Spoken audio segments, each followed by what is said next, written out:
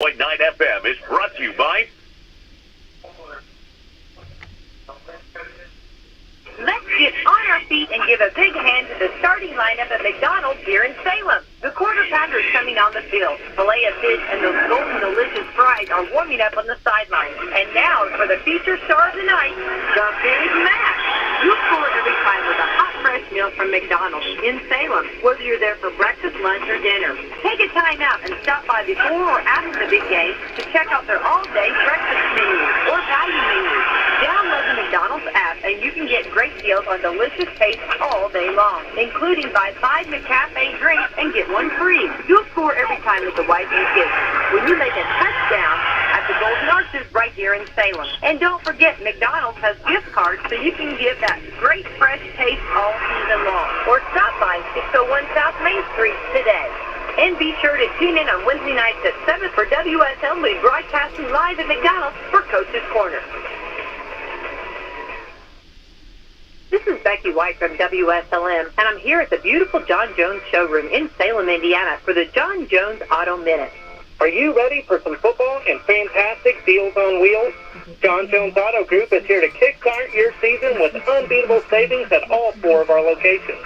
That's right, we're conveniently located in Salem, Corden, Greenville, and Scottsburg.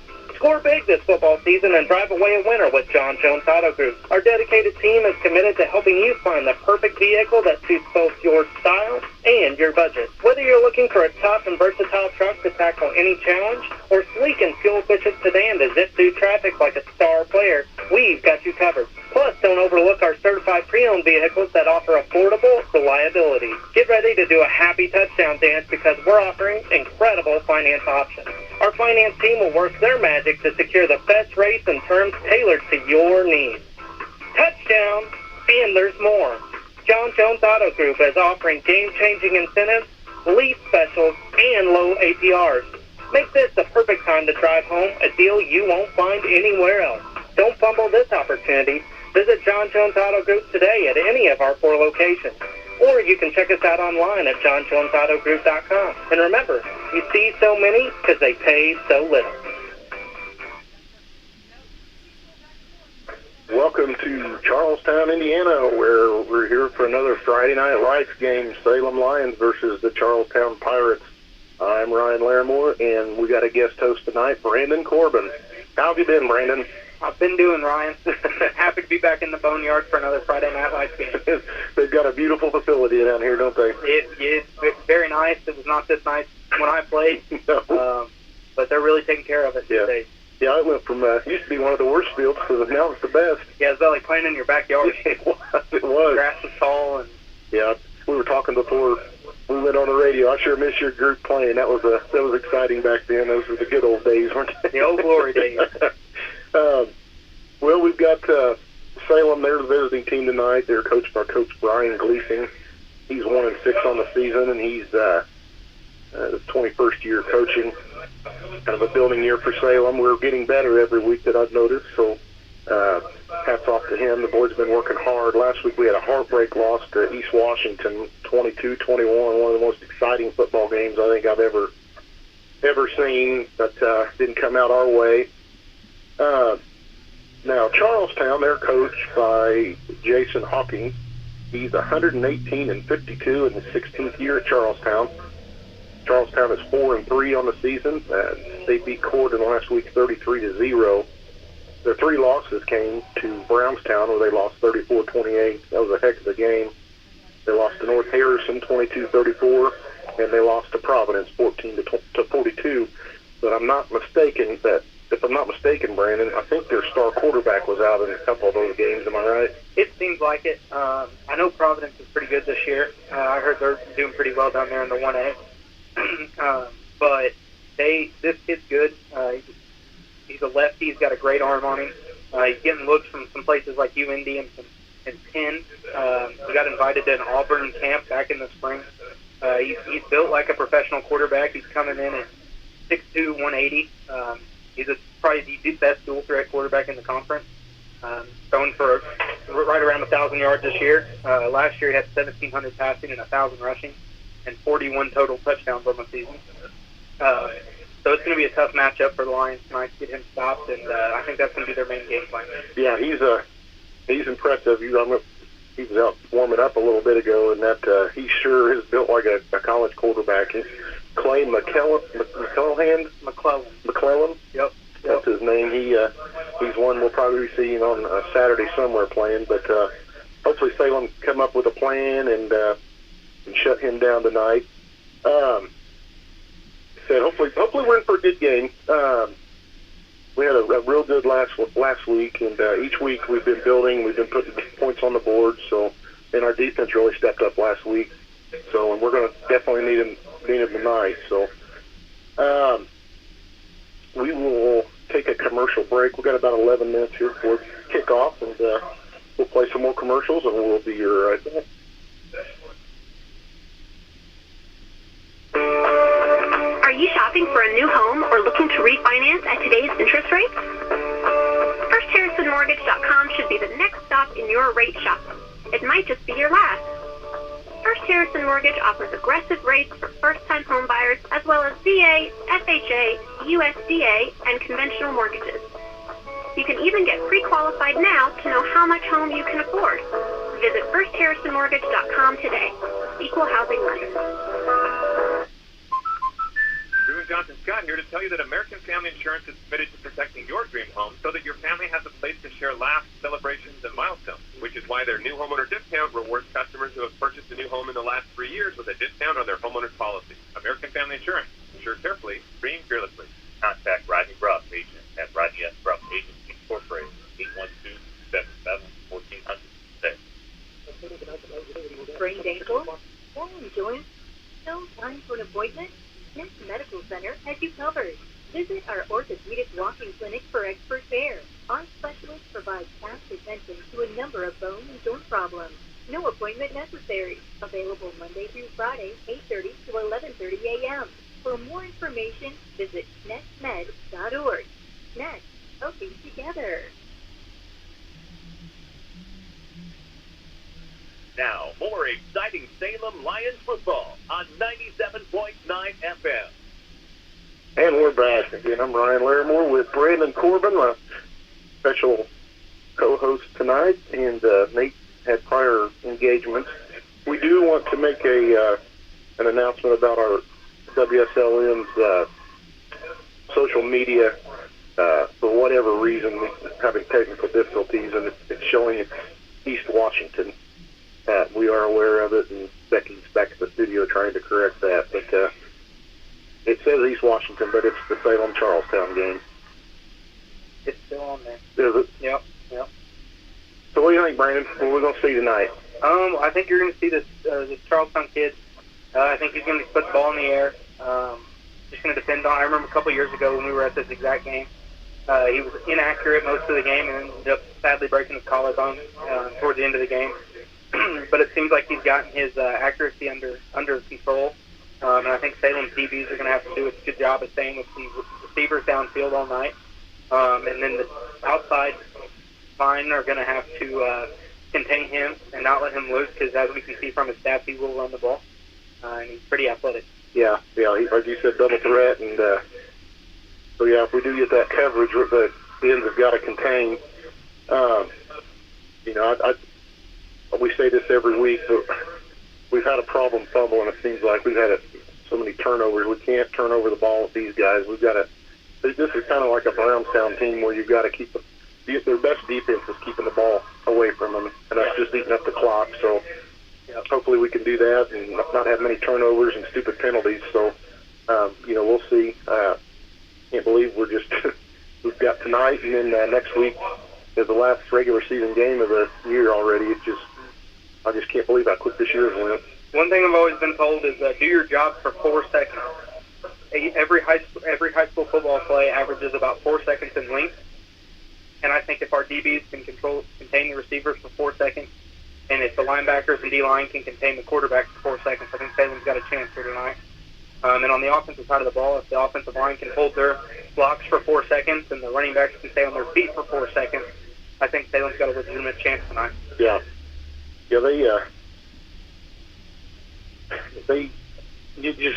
never know any given Friday. You know, I thought that the Scottsburg Charlestown game was going to be a good one, and they just destroyed Scottsburg.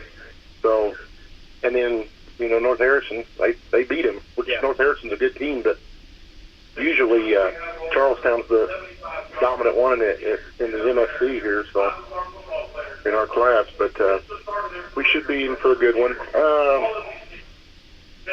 Anything you want to add here, Brandon, before we kick off to our pre-game festivities?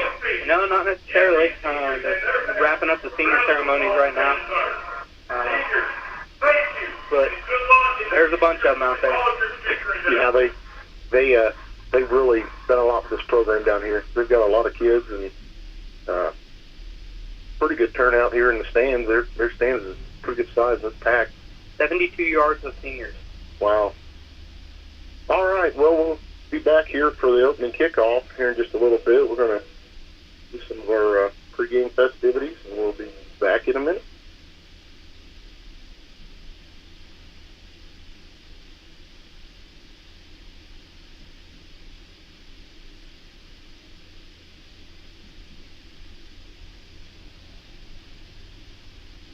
Think James. Insurance should too. Jason can help you see if you're covered for life's constant changes. Call Jason Detmeyer, your Washington County agent, at 812-883-2995 or visit infarmbureau.com.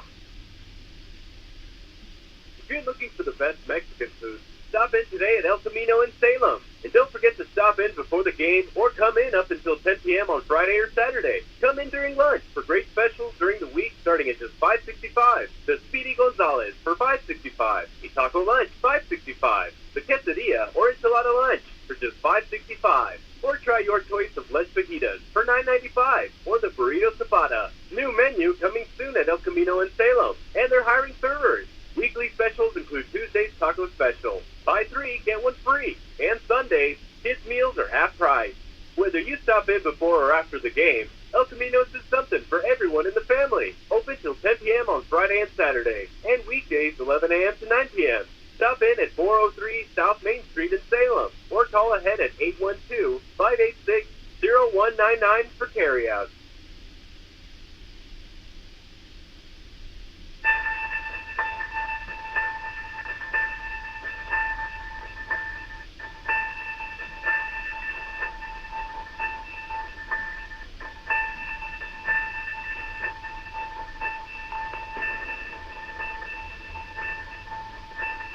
Here's the thing that makes life so interesting. The theory of evolution claims only the strong shall survive. Maybe so. Maybe so.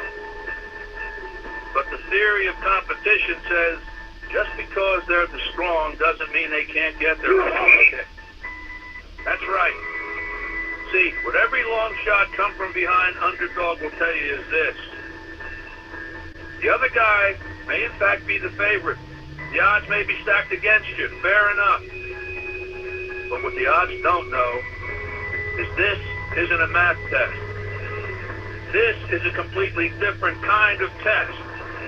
One where passion has a funny way of trumping logic.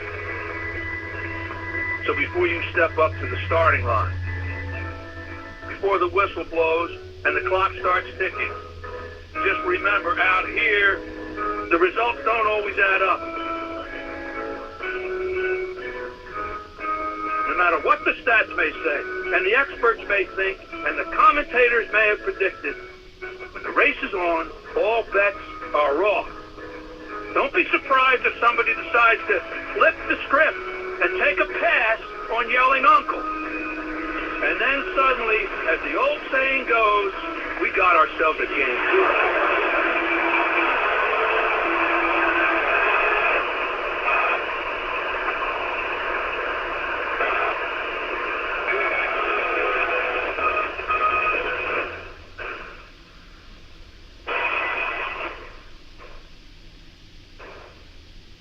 That always pumps me up, Brandon. Yep. Good stuff. Speaking of pumped up, Charlestown just come out. They're pretty fired up tonight, aren't they? Yep, there's very different demeanors on both sidelines tonight. Yeah, we're I don't like the way we took the field. Yeah, Salem they look like they're going to start out slow. Yeah. Against a team like this, you can't do that. Yeah, you got to play fourth quarters. That's especially against these guys. Like, hopefully, we need them all to have a good game. Evan Bowling, he's been having some good games here lately, and I tell you, Zane Pauley, he's had some real good games here. So, we're going to need those guys to continue, and it's hopefully we're in for a good game tonight. I know stat-wise, it's not as good for us right now, but one kid I'm impressed with today is on Salem is Logan Dent. Yes, he's a freshman running back. Well, we're going to take a break here for the national anthem. We'll be right back for the open kickoff.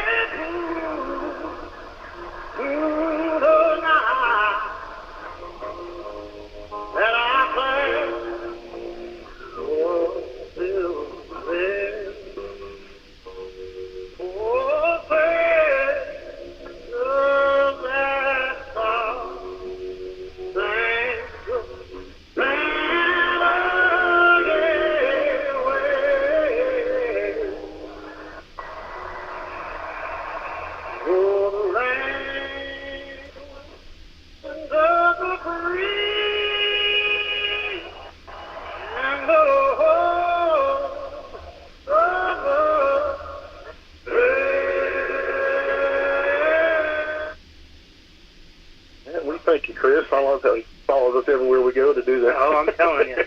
Good guy. We've got the captains out in the middle of the field right now for the coin toss. We'll let you know. Ryan, I think one kid we forgot to mention on Charlestown today is number 2. He's a senior. His name's Ethan French. He's a 6'3", 200-pound tight end outside linebacker. And I believe he's one of the main targets for the Charlestown quarterback. And he looks athletic. They've got some size. They've got numbers, and they've got big guys. Okay, it looks like Charlestown won the toss and deferred to the second half, so Salem will get the opening kickoff. Go ahead, Brandon. So you can see number 2 out there in the middle of the field right there, and he looks like a stud. Mm-hmm. He looks like a college. Like I said, they've done a lot with their program, and him and that number 18 both look very, very similar in build. And I believe that's one of his main targets on offense. Yeah. It's definitely going to be a good one here. Like I said, Charlestown, they won the coin toss, and they have deferred to the second half. And so Salem will see their lights. Yeah, that's cool. That's what we were talking about for the national anthem, Logan Dent. Being a freshman, you don't expect to see this kind of performance out of a kid like that, but he's got a lot of heart, and he wants to win. This is only his 4th year playing football. That's what I've been told, and he is built for football. Very, very athletic kid. Hopefully he sticks with it. Yeah, he's definitely got to, once he gets some more experience under his belt, he's going to be something to watch out for. Got Evan Bowling and Noah Deaton back deep to receive. They're at the 5-yard line. There's the start of the whistle, and we're underway. It's a squib kick, and it's going to be fielded at the 20-yard line. And he takes it across the middle, breaks one tackle, but then finally gets wrapped up by 3 and gets brought down at about the 28-yard line. That was Blake Lorman on the return. Like he just ran out of room, ran out of real estate there, and got brought down. So Salem will get their first possession at their own 29-yard line. They're going to break the huddle, come to the line, ball's in the center of the field. They're going to start off in the wing tee. Ball's going to be under center. Evan Bowling in the backfield. That's been Dent in motion. And, he's able to avoid getting sacked. It was a pass, and it was knocked down when it was thrown by the defensive end. That's that number 2 kid right there. It's going to be tough to get the ball over him. You know, Mole's 5'11". He's pushing every bit of 5'11". And then that French kid, he's 6'3", and he's going to have some wingspan on him. A little quick here. Yeah, that usually when we see Dent go in motion like that, it's a handoff to him. I was kind of concerned about the pressure the ball was under. Ball's going to be under center. There's the snap, and they're going to hand off to Dent. We got a flag on the play. What he indicated, it's on Charlestown. Yeah. Offside on the Charlestown. Okay, good. We'll take it. Take it. It's a 35 yards to start. Yep. That'll move it up to I think it's 2nd and 5. It almost would have been better if they would not have done that flag, because Dent came through in there and there wasn't anybody. Yeah. There was nobody near him. Yeah, we handed it off and went through the middle. But that'll bring up 2nd and 5. We're 11:48 here in the first quarter. 0-0. Game just started. They got their first drive of the game. They're going to break the huddle, come to the line. Like the ball's going to be under center. On the wing tee, we're going to send Dent in motion, and they're going to pitch it to Dent. Dent slips and falls in the backfield, and we're going to lose about 2 yards on that. Oh, goodness. He had nowhere to go, even if he wouldn't have done it. No, I had somebody right on him right when he got that pitch. He'd get fired up, we just kind of Came out flat. We got to play 4 quarters with these guys. That was that same kid that came through on the pass, just completely untouched as well. Yeah, was that 62? Yep. What's his name, Brandon? Devin Berkeley, 6'1", 230, senior. We're going to come back to our wing tee. Maul's going to be under center.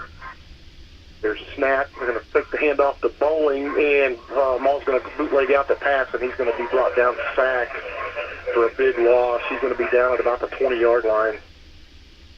All right, and that's that other nose guard, or that other D tackle in there, and both last 3 plays, the D tackle came through completely untouched. Yeah. That's going to bring up 4th and 17 for Salem. We're back at our own 22. There's the snap. Joe Altemeyer gets a punt that goes straight up in the airway, and it's going to land at about the 45 and roll across the 50 and be down right around the 44-yard line, I believe. We're going to see Charlestown's first possession. We went nowhere on ours. I don't think we got any positive yards on that other than the penalty. I don't know if the refs didn't throw a flag because Salem had subbed and didn't give Charlestown a chance, but Charlestown had about 14 players on the field right then. Yeah. So here we go. We're going to see how our defense can do. Charlestown's going to come to the line, 1st and 10. They're on their own 44-yard line. They're going to line up in kind of a spread. They got a bunch of formation with 3 wide receivers to the right, 1 back in the backfield. They're going to pitch to the back, and he's going to be wrapped up immediately, but breaks the tackle. Evan Bowling wrapped him up, and he makes it to the line of scrimmage, and there's a Pride Alliance. Good defensive stand by Salem. Great contain there on the outside run. Evan got there and forced him back inside. He didn't make the tackle, but he forced him back into the heart of the defense. Going to call the 1-yard gain. It's going to bring up 2nd and 9 for Charlestown. That was a nice defensive play by Salem. But Evan Bowling had him in the backfield, just slipped out of his hands. Charlestown's going to line up in the gun. They got spread formation, 4 wide receivers, 2 left, 2 right, 1 running back. And there's the snap, and it looks like we're going to see our first pass of the game. He's got all kinds of time to throw it. And, he's under pressure, and Brady Briscoe wraps him up, and then he breaks another tackle, and he's able to elude. Oh, man, he's still scrambling. He does get the pass off to a wide-open receiver at the 30-yard line, and he's going to be tackled at the 25-yard line of Salem. Oh, we should have had him in the backfield. Brian, that's going to be one of the problems the defense might have tonight is that kid is athletic. He spun out of 2 tackles on one side of the field, ran to the other side, and had a receiver wide open. And, I mean, the DBs did their job. They contained the receivers, and they just couldn't get the quarterback down to the backfield. Yeah, you said 4 seconds. That was a lot longer than 4 seconds. Yeah. Brady's a pretty good athlete, and he just slipped right out of Brady Briscoe. That's going to give Charlestown a first down there at the Salem 25-yard line. They're going to be in the gun. There's a snap, and he's going to run it to the right. The quarterback is, and he's got all kinds of greens dancing around, breaks one tackle, and he gets finally brought down at around the 15-yard line. I think that one's coming back for an illegal shift on the offense. Okay, good. Yeah, we do have laundry out there. So let's see what the stripes say. Yep, good call, Brandon. Good eye. It trips on the right side, right off the end of the line, and the inside receiver took off just a touch early. Good. We'll take it. We will take it because they were they were definitely on the move there. He is an athletic quarterback. He's dancing around, and that was just a designed, almost like an option play. Yeah. He touched it and kept it. So, but that's going to move it back. So that's going to make it 1st and 15 for Charlestown. They're back at the 30-yard line, the Salem 30. So see if our defense can make it stand here. I was watching Charlestown's kicker kick the ball around before the game. He ain't much of a field goal kicker. So I'm hoping the defense can get stopped here and keep them to 4th and long. I think they'll be all right. Yeah. Quarterback's going to be under center, and he's going to pitch it to the running back. And we had pretty good containment there, and then he's going to be forced out of bounds right around where we're at, about the 25-yard line. So gain of 5 on that one. Yeah, 5-yard gain. Pretty good defense there. What it looks like already is Charlestown wants to run to the ball to the perimeter. They don't want to keep it inside. Hopefully the Lions can contain the outside the rest of the night. Stop the running backs from getting out there, because once they get out there, they got space to run. Charlestown's defensive line. They're going to be in a shotgun, 3 wide receivers to the right. He's going to throw left, and it's completed to number 5, and he's going to be brought down almost at the 15-yard line, or call it the 16-yard line. That's going to be short of a first down, I do believe, barely. Yeah, that's going to bring up 3rd and 1. Defensive play here would be nice to get a sack. Like somebody get their shoe tied down there. Okay, Charlestown's going to come to the line. They got 3 wide receivers to the right, 1 left, 1 running back. They're going to be in a shotgun formation. There's a snap. Quarterback just going to take it and run it up the middle. All kinds of room, and he's going to run this thing in for a touchdown. Oh, boy, that was too easy. He was untouched. 16-yard touchdown run. Completely untouched, just straight up the middle. Yeah. On a 3rd and inches play. That was just a quarterback draw, wasn't it? Yep. So, just like that, their first possession with 8:08 left in the first. Charlestown's on the board, 6-0. When in doubt, put the ball in your best athlete's hands and see what he can do with it. Yeah, and he did. That was pretty much all him that drive. Let's see, looks like they're going to line up and go for 2. Got 3 wide receivers right. Shotgun formation. There's a snap. Quarterback's going to keep it, and he's going to be... Darn it. They tackled him right at the goal line, but he fell forward and was able to convert. So with 8:08 left in the first, Charlestown takes the first lead of the game, 8-0. It's almost time for Halloween Boo Bash 2023, coming up at the Stevens Memorial Museum in Salem on Saturday, October the 28th from 5 to 6:15 p.m. Bring the kids to trick-or-treat in costumes and make your way to the grounds of the museum as you visit booths decorated by local businesses, civic groups, and organizations in the community. The event is free and all are welcome. Bring the children in costume and stroll the museum grounds on Saturday, October the 28th from 5 to 6:15 p.m. If your business, church, or group would like to participate, call 812-620-7271 or email WSLMradio@gmail.com for more information.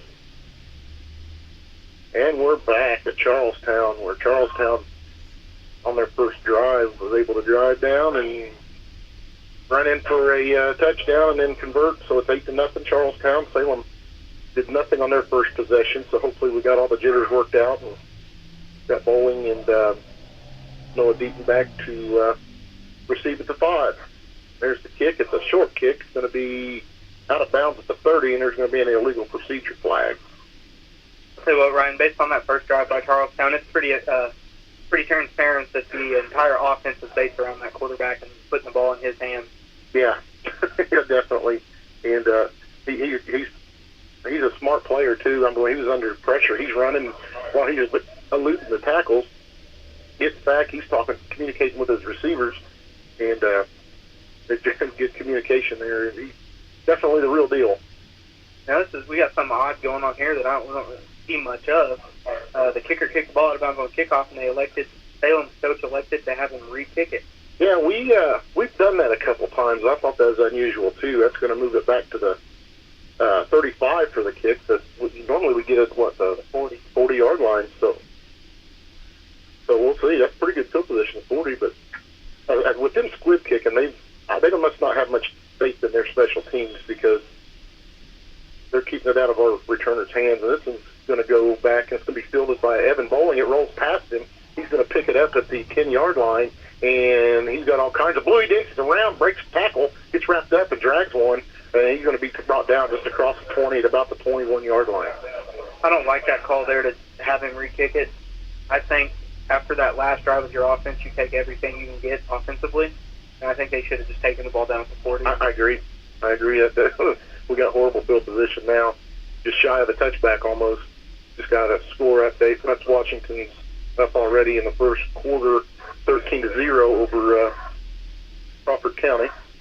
All right, Salem's going to come to the line. They're going to be in their wing T. Malls under center. There's a snap. They're going to pitch it to Evan Bowling, but it's going to be blown dead. We've got a penalty on the...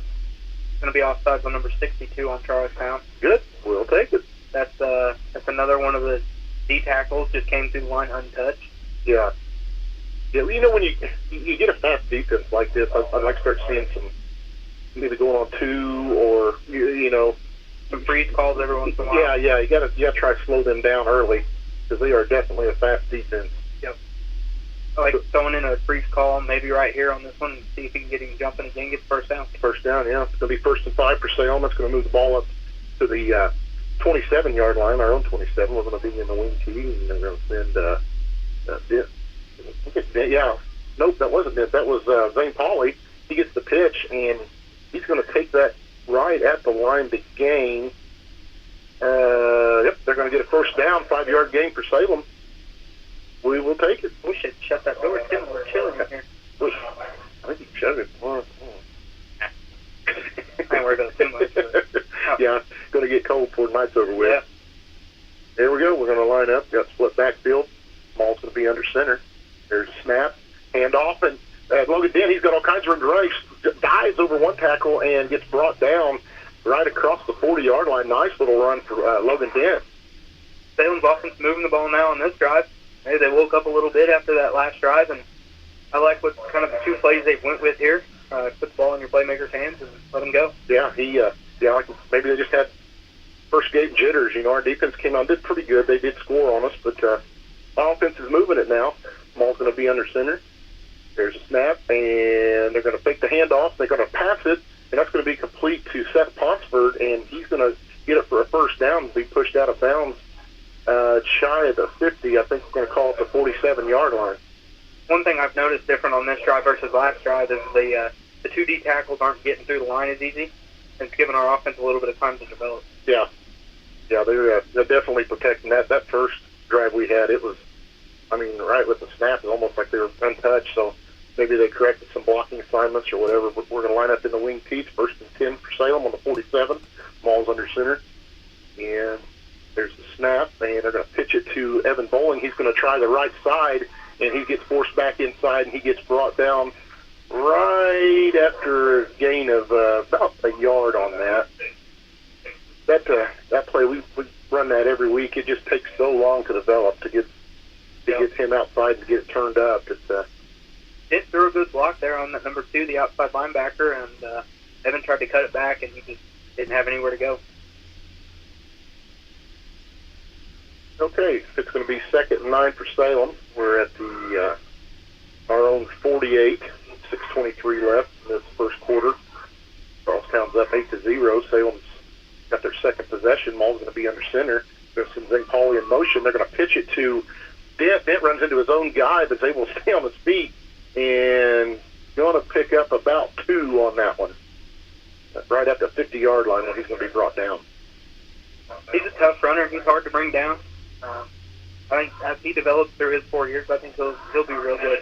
Yeah, they've got some runners, and they've some coming up. There's a 7th grader, Hankins. He's a pretty good kid, and of course Ethan's class, the 8th grade class, they've got some. So we've got some potential coming up. I know we're going to lose some key players after graduation this year, but we've got some fillers. I think you got to put the ball in the air on this part. Yeah. 3rd and 7, ball's on the 50. There's a snap, and that's what we're going to do. Ball's under pressure. He's looking to throw, and he's just going to tuck it and try to run it, but he's only able to gain about 2 yards before he's brought down. It'll be interesting to see what we do. I'd say go for it here. I agree. It's 4th and 5, and we're on the Charlestown 48-yard line. There's another defensive player came through the line completely untouched there, and that's what blew that play up. Yeah, Maul really didn't have a chance to get set and throw that ball. He's running for his life. Looks like we are going to keep our offense on the field. Looks like Gleason's over there with the ref and maybe waiting for a timeout here. Nope. He's number 4 for Charlestown. Looks like he's a little banged up. So we're going to have an official's timeout, and we'll be right back. Are you shopping for a new home or looking to refinance at today's interest rates? FirstHarrisonMortgage.com should be the next stop in your rate shopping. It might just be your last. First Harrison Mortgage offers aggressive rates for first-time home buyers as well as VA, FHA, USDA, and conventional mortgages. You can even get pre-qualified now to know how much home you can afford. Visit FirstHarrisonMortgage.com today. Equal housing lender. All right, we're back. That injured player was able to get off on his own power.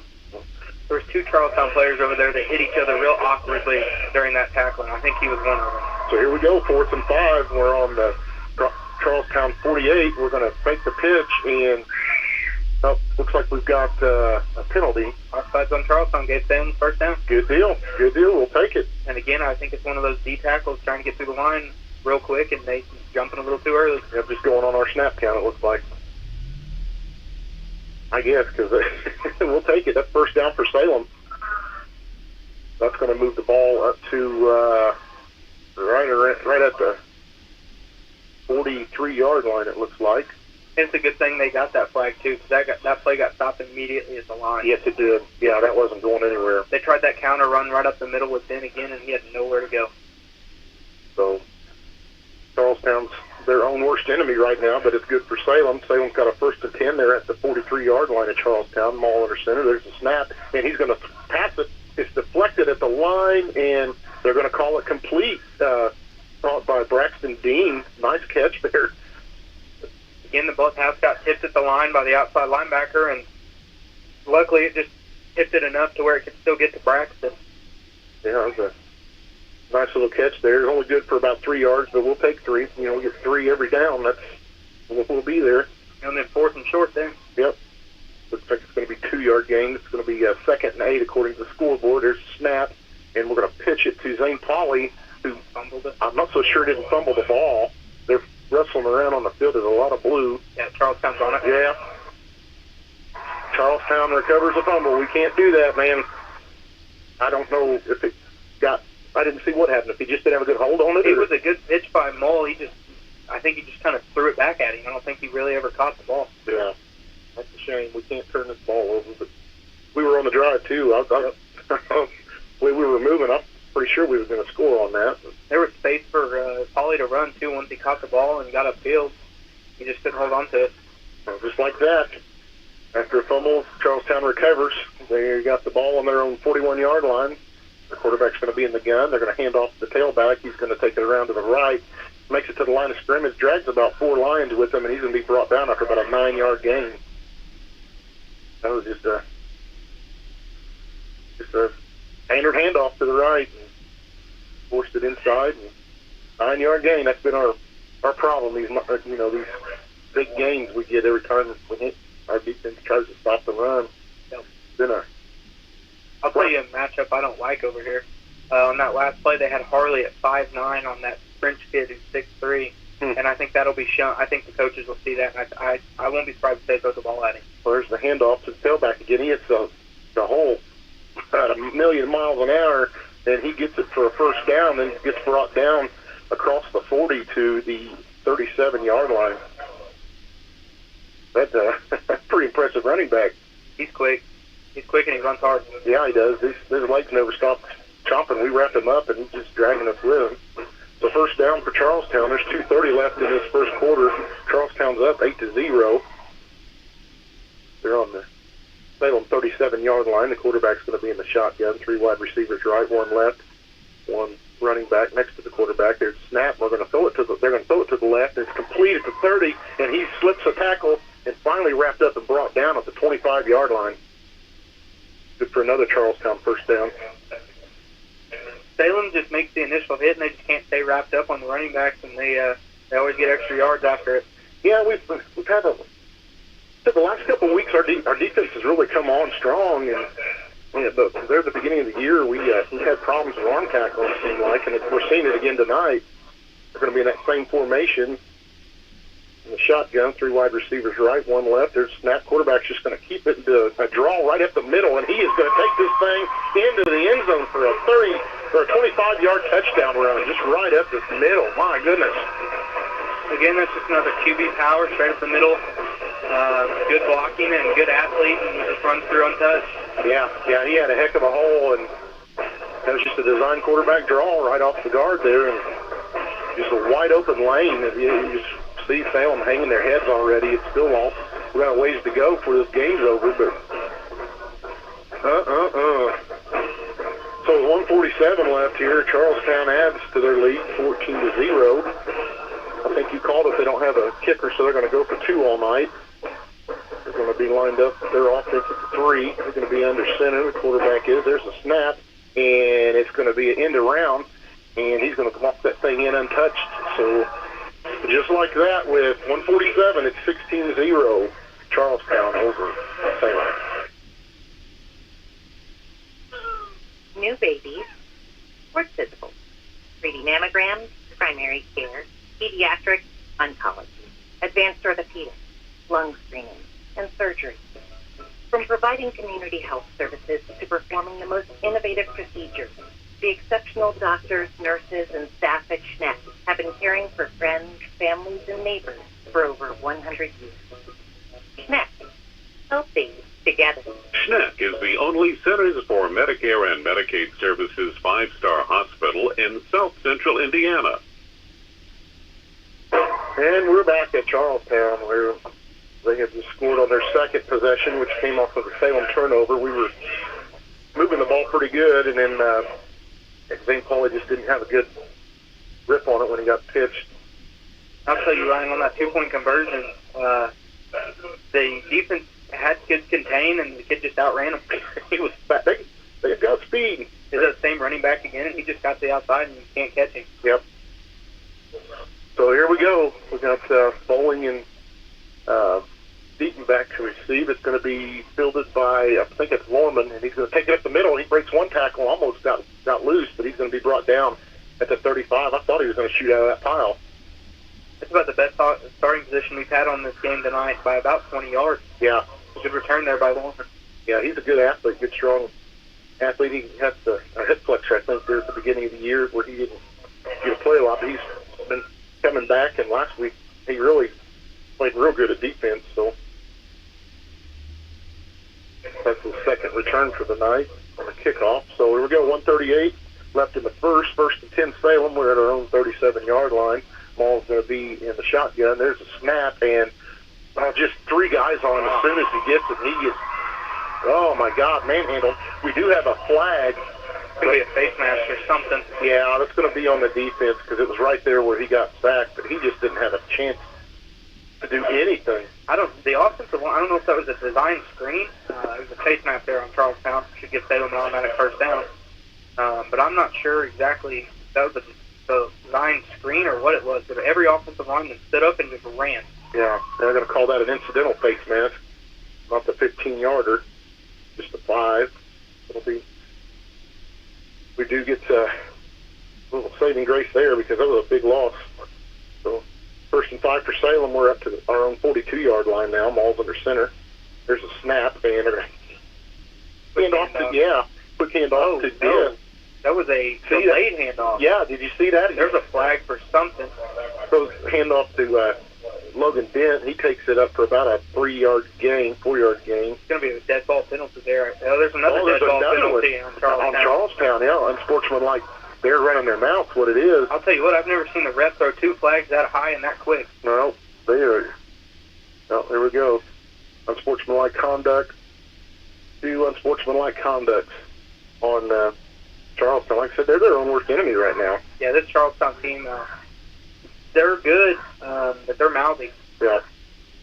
Yeah, sometimes, they're shooting themselves in the foot. That was a big one. Yep. They're still going. They're all the way down to the, they're still going. Did they add those? They did. They did. That's a 30-yard penalty. They sure did. We are all the way down. We were at our own 42. We're all the way down. Is that even how that works? First I've seen it. I've never seen a 30-yard penalty. That was. We're down to inside the 25-yard line of Charlestown now, just like that. Wow.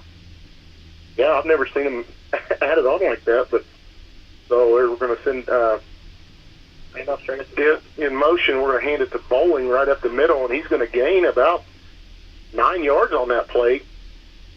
Good run by Evan Bowling. That's going to be brought down right around the 15, 16-yard line, they're going to call it. You know, Ryan, a play I like here, being on the 16-yard line, is put Braxton Dean on this small corner over here and throw it to the back corner of the end zone and make him go get it. Yeah, that. We haven't really thrown the ball much tonight, and I think it's time to catch Charlestown off the surprise. They're just going to keep it and do a quarterback sneak right up the middle, and it's good for a first down. He's going to be brought down right at the 10-yard line.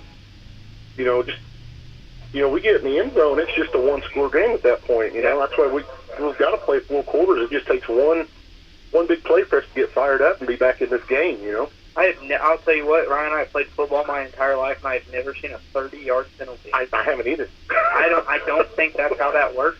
But we'll take it. Yeah, and you were a licensed official. I don't really know. Because they had the penalty, and then they had a penalty after the penalty. So I don't. Yeah, usually you just pick the best one and go with it. Yeah. So there's Malls going to be under center. There's a snap. They're going to pitch it to Dent. Dent's going to take it around to the right, and he jumps and gets tackled right at the goal line, just short of a touchdown. Nice little run by Logan Dent. That will end the first quarter where Salem's threatening to score. We're right at the goal line, but Charlestown leading 16-0.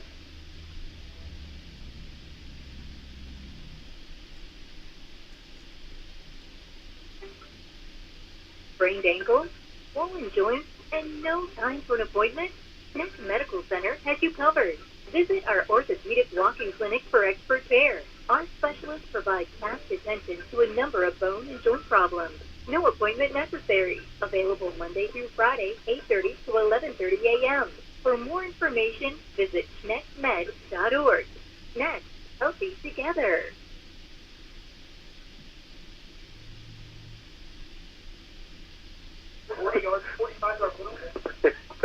We're still talking. One of the coaches was in here. We're talking to him about that big penalty we had. We'll take him any way we can get him.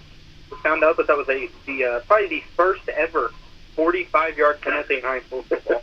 Yeah, we had a face mask, and then they had some of the players for Charlestown running their mouth to the officials, and the officials didn't like it and flagged that. So, like you said, Brandon, first time I've seen that happen. I've seen a lot of stuff I haven't seen happen before this year. I don't even think on the first unsportsmanlike they threw, I don't even think he said anything to the official. I think he said something to one of the Salem kids, and threw the flag, and then when the other kid said something to the ref at that point. All right, here we go. First and goal on the 1-yard line. Quarterback sneak right up the middle, and he got in, I believe. We don't have a signal yet, but there's no way he did. I know. There it is. There we go.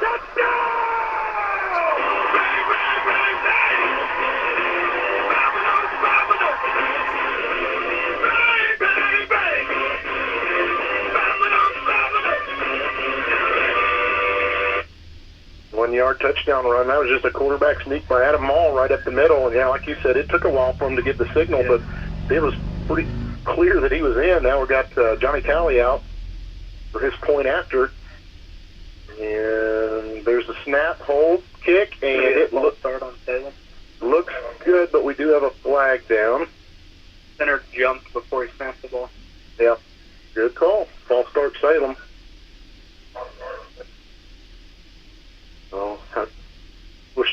within Tally's range. I really wanted to see him kick a winning field goal last week. There were some things happen that I've never seen before in that game, but we got to look forward. And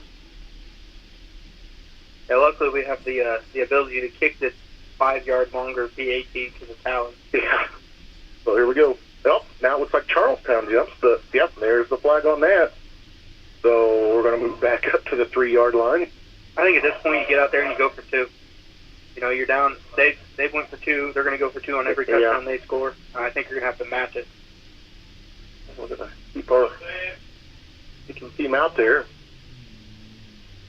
So let's see if we can get this one off with the clean play. There's the snap, good hold, kicks up, and it's good. So with 12 minutes in the second quarter, Salem's on the board, 7-16.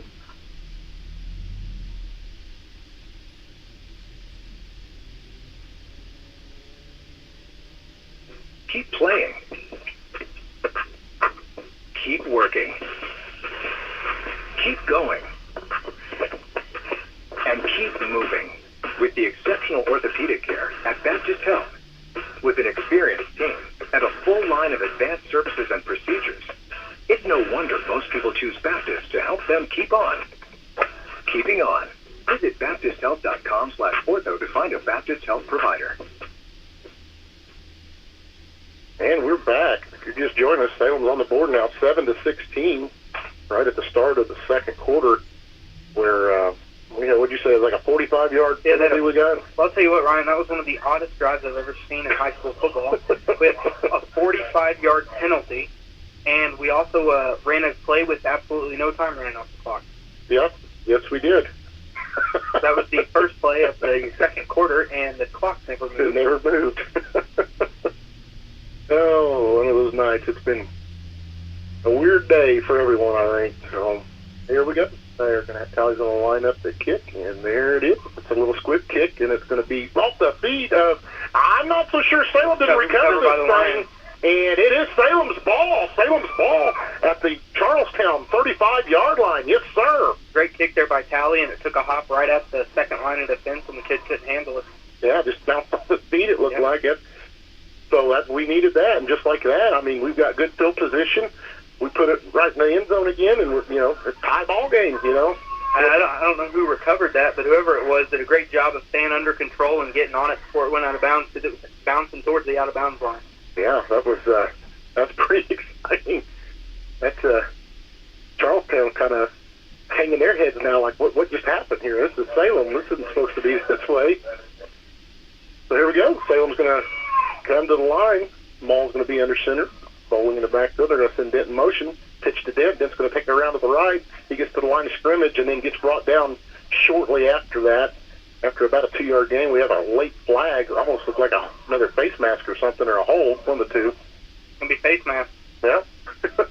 They are, Charlestown is just shooting themselves in the foot, which is fine with me. It seems like Charlestown usually has the problem of staying undisciplined. Mm-hmm. There's been a lot of good Charlestown teams in the recent years that just couldn't win games because of their discipline. Well, that's just another incidental 5-yard penalty, face mask. Bring it up to 1st and 5 for Salem. Ball's going to be spotted at the 31-yard line of Charlestown. Salem comes to the line, wing T formation, ball in the backfield, ball under center. There's a snap, take the handoff, and oh my God, it gets drilled after about a 5. I don't know if they're going to give him forward prior. No, it's bigger than a 5-yard loss there. About 6 yards. Yeah, he was hit as soon as he took that handoff. Yeah. Hit hard. A little Noah Deaton back there too. Yeah. And there was a great defensive play there by the Charlestown outside linebacker. He read the first guy didn't have the ball, and so he smoked the second one. So we went from 1st and 5 to 2nd and 11 now, 6-yard loss. They're going to send it in motion, and they're going to hand off to, I think that was that Bowling? Yeah, he goes nowhere. He hits the line of scrimmage, and just too many blue shirts around him. And I think he might have made it a yard or two. Yeah, he got 1 yard out of it. But he just didn't have anywhere to go. That's going to bring up 3rd and 10.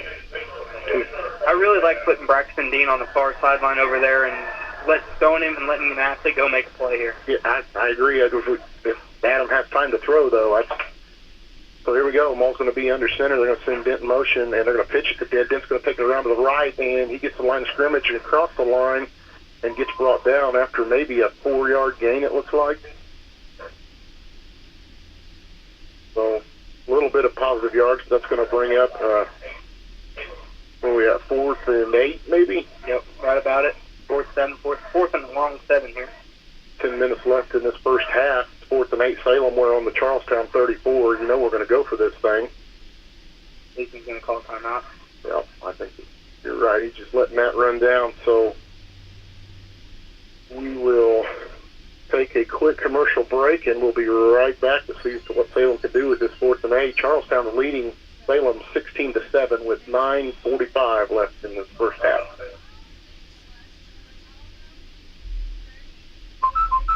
Drew and Johnson Scott here to tell you that American Family Insurance is committed to protecting your dream home so that your family has a place to share laughs, celebrations, and milestones, which is why their new homeowner discount rewards customers who have purchased a new home in the last 3 years with a discount on their homeowner's policy. American Family Insurance. Insure carefully, dream fearlessly. Contact Rodney Bruff, agent at Rodney S. Bruff Agency Incorporated, 812-277-1400 today.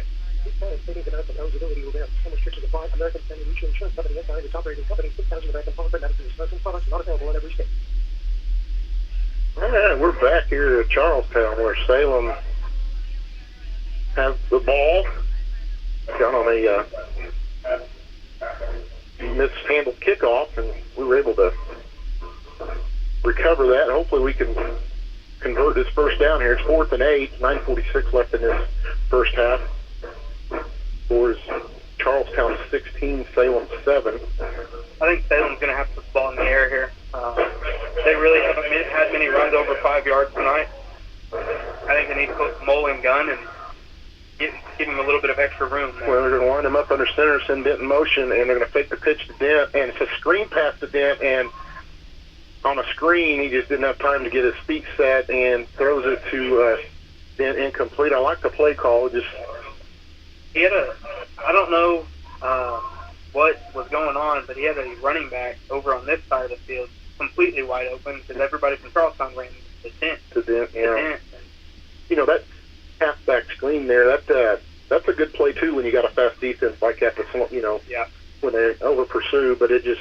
As long as you can get the ball out quick. Yeah, he didn't. So, like that, 1st and 10 for Charlestown. They're going to line up in the gun. Pass play here. Yep, and the quarterback is going to look to pass all day to throw, gets it complete at the 20 or the 35, and he's going to be forced out right around the 40-yard line. It'll be about a 4-yard completion there. One thing I'm surprised about with Charlestown's offense, they don't take really many deep shots down the field.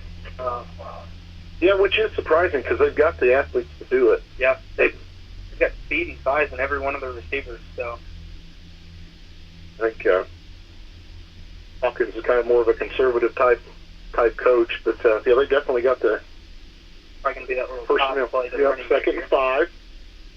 Quarterback under center, handoff. He's going to run it right up the middle to the running back, and he's going to be brought down after a first down gain. It's going to be about a yard over the line to gain for first down. That was number 23, Logan Harvey, the 5'10", 200-pound senior running back. He runs hard. Yeah, he hit that hole hard. The ball's going to be at the Charlestown 46-yard line. They're going to line up in the shotgun, 3 wide receivers right, 3 left, 1 right, 1 running back. There's a snap, and they're going to look to throw to the left, and then he's going to cut it around and run to the right, and he's going to be forced out of bounds right around the 48-yard line, forced out of bounds by Karis Morris of Salem. For that, I think that may have been a coverage deal there. He just didn't have anyone to throw to. The DBs are locking up the receivers pretty well for good enough time to get to the quarterback, but he's athletic and he can get away from him. 6-yard gain, 2nd and 4, balls at the Salem 48. There's a snap, handoff to the running back, and he dances around and gets wrapped up by Noah Dalton, and he gets brought down hard. He's hurt too, I think. Nice tackle. No, he's up. He's He's up and he's off the field. Noah Dalton just manhandled that guy. That was a great play there by Noah. Just shed his blocker and got to the running back. Yeah, a few games ago they moved him to middle linebacker, and I've been very impressed with his play there. He was definitely missed the first of the year whenever he was injured.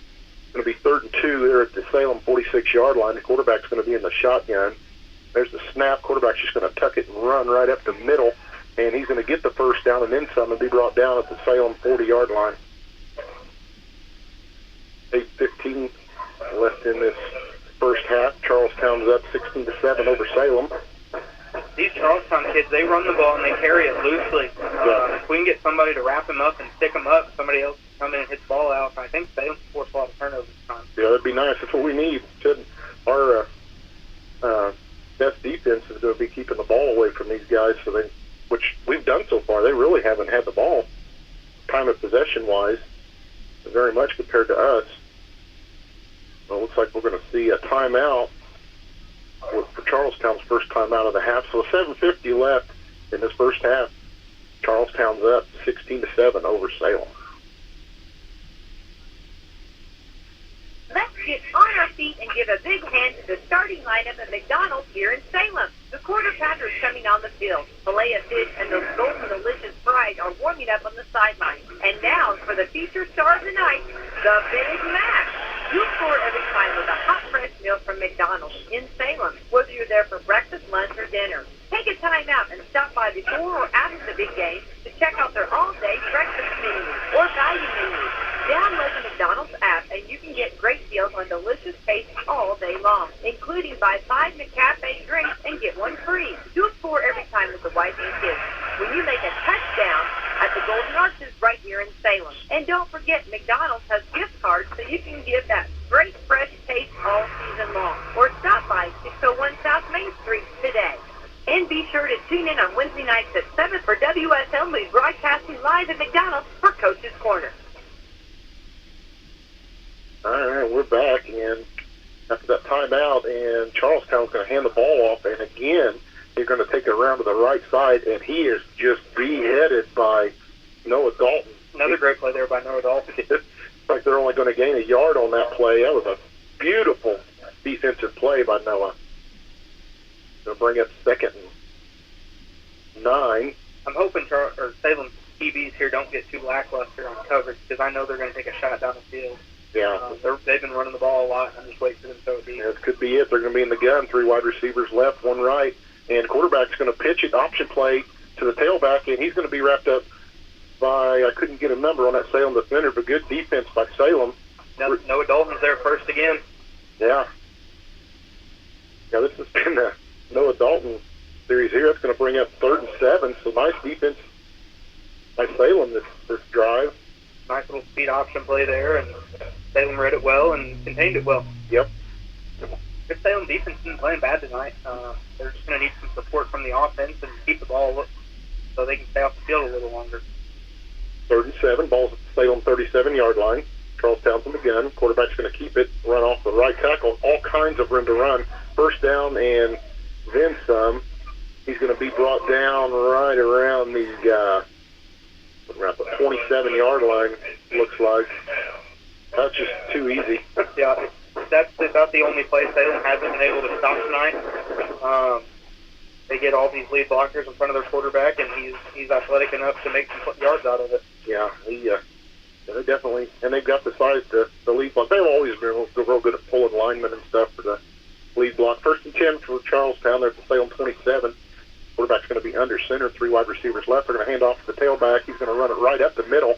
Still driving, and he's going to be brought down across the 20-yard line, right at the 20-yard line of Salem. We've only seen Charlestown run 2 plays out of quarterback under center. And it's been that power handoff right up the middle, and it's been a little toss to the running back to the outside. That's going to be good for a 7-yard gain for him, so it's working. They're going to break the huddle and come to the line. 5:40 left in this first half. Charlestown's up 16-7 over Salem. Quarterback's going to be under center again. There's the snap. Handoff again to the tailback. Right at the center. Breaks 1 tackle. Gets to the secondary. Breaks another tackle. And, he just finally gets brought down at about the 2-yard line. But he could smell that end zone. Yep, Salem's second line of defense is having a problem wrapping up on the running backs tonight. I think they're just trying to hit them and knock them over, and these kids are strong enough that won't work. Yeah, now, that's not going to work with these guys. He should have been brought down right around the line of scrimmage, but he just kept driving and lowered his head and made it to the secondary. Made a couple of cuts, and he was staring at the end zone with nobody in front of him, but luckily he got caught from behind. So here we go. First and goal at the 3-yard line for Charlestown. 5 minutes left in this half. Quarterback is going to be under center. We think we're going to have to see that power dive again. Yep. There's a snap, and they're going to pitch it. He's going to run it around to the right, and he gets wrapped up and hit hard right at the line of scrimmage by, can't get a number on that. It was Blake Lorman. Yeah, it was Lorman, yes. Nice tackle by Blake Lorman. Good containment. Yep. And he read that thing and stopped him in the backfield. Great tackle there. It was just two hard-nosed football players hitting each other in the face with their helmets. It's going to lose some yards on that. It's going to bring up second and goal from the 6-yard line. We're down to 4:30 left in this first half. Charlestown's up 16-7 over Salem. I see this being the quarterback power here right up the middle. Yep, we're in the shotgun formation, 3 wide receivers left, 1 right, and that's what they're going to do. Quarterback right up the middle, and he just walks that thing in. He's just so athletic. Touchdown, Charlestown. Like you said, give it to the ball to their athletes and have them make the play. Yep, Salem hasn't been able to stop that quarterback power all night. Again, 7 yards out. Why not? Why wouldn't you run it if you're Charlestown? Yeah, really. That drive, they were kind of conservative, really. Yeah. They didn't really run him that much that drive. But now that Charlestown quarterback, he's probably nearing over 100 yards of rushing and 3 touchdowns in the first, 4 minutes to go left in the first half. Yeah. So they're going to keep their offense out, go for 2 again. I don't think they've really got a point after kicker, so they're going to go for 2. They've done this all night. It's 22-7, and it looks like they're going to call their second timeout. So that's a terrible spot right there to waste the timeout. I agree. I agree. I don't understand. I mean, at that point, just take the penalty. I mean, it's only 5 yards. You've been able to move the ball, 7, 8 yards almost every carry tonight. I would have just saved the timeout and taken the penalty or ran a quick play. Yeah. We're just going to stick with it through this timeout. But, I was really hoping we could have done something when we recovered that kickoff. Yeah. Yep. That would have put us right back here to a 1-score game or actually tied it up. Yeah. With Charlestown getting the ball after the second half, Salem's going to have to do something on offense here and get a touchdown right before the half. Or if not, this game can get ugly. Yeah, it's going to get out of hand, yeah. So, all right, after that timeout on the 2-point conversion, let's see what we got here. Place the ball at the 3-yard line. Quarterback's going to be in the gun. They're kind of spreading it out. 4 wide receivers, 1 running back. Probably a speed option. Yep, there's a snap, and they're going to throw it to the end zone, and it's going to be good. They fit that big call number 2, and we're going to add to their lead 24-7 with 4:13 left in this first half. After a joint surgery, injury, or illness, Meadowview and Salem Crossing are the best choices for helping you recover. Our Moving Forward Rehabilitation Program offers a full range of therapy. We're here to help you return home safely with the skills you need to live life on your own terms.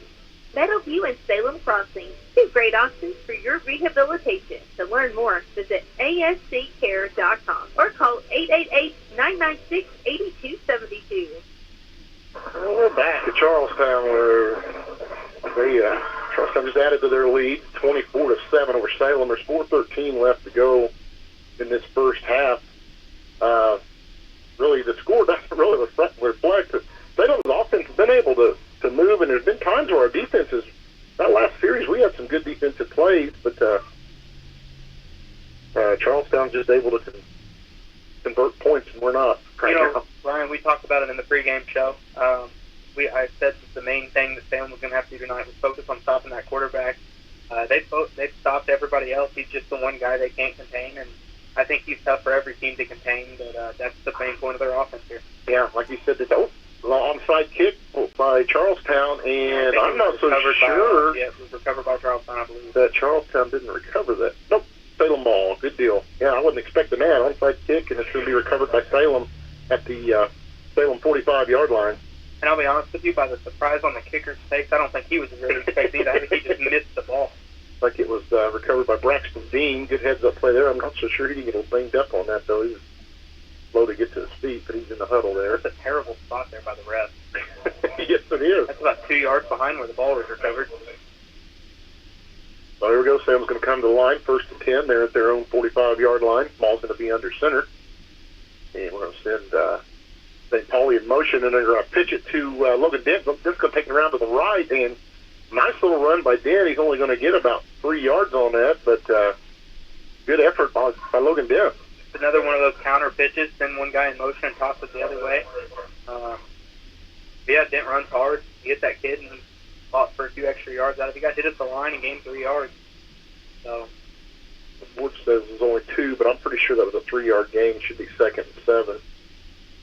Down to 3:40 left in this first half. Ball under center, quarterback sneak right up the middle, and he gets across midfield barely. We are in Charlestown territory. It's going to be a pretty good little game for a quarterback sneak. Another 3-yard gain there. It's going to bring up 3rd and manageable yards, like about 3rd and 4. I just hope Salem doesn't try to run something up the middle right here. I hope they've been doing well, off tackle runs and stuff like that. Hopefully they stick with that to get these 4 yards there. Here we go. 3 minutes left in this first half. Ball under center. Then Dent in motion, bowling in the backfield. Pitch to Dent. Dent's going to take it off tackle to the right, and he gets tripped up and brought down short of the line to gain. He's only going to gain about 1 on that, I think. That's going to bring up 4th and 3 for Salem. And we are in Charlestown territory. We're down to 2:40 left in this first half. You almost guarantee we're going for it here. You have to. Because if you give Charlestown the ball back, you got to imagine they're going to score. Oh, yeah. And you don't want to go down, 25 points before halftime and they get the ball. And they get the ball, yeah. So here we go, 4th and 3. We're on the Charlestown 48-yard line. Ball's going to be under center, and they're trying to get him to draw off sides. About had one guy ran the old freeze play, and coach is going to take his second timeout for Salem of this first half, and we'll be right back with Charlestown leads 24-7 over Salem.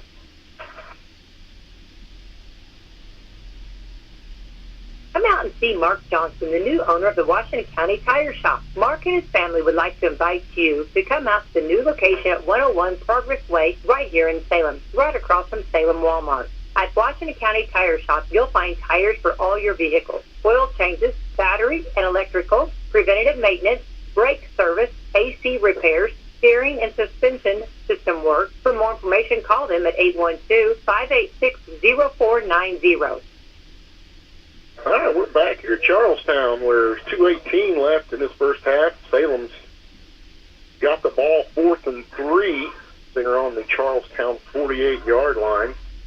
I'll tell you, Ryan, what play I hope they don't run on this 4th and short, the same one they ran last time on the 4th and short, that little screen pass. Yeah.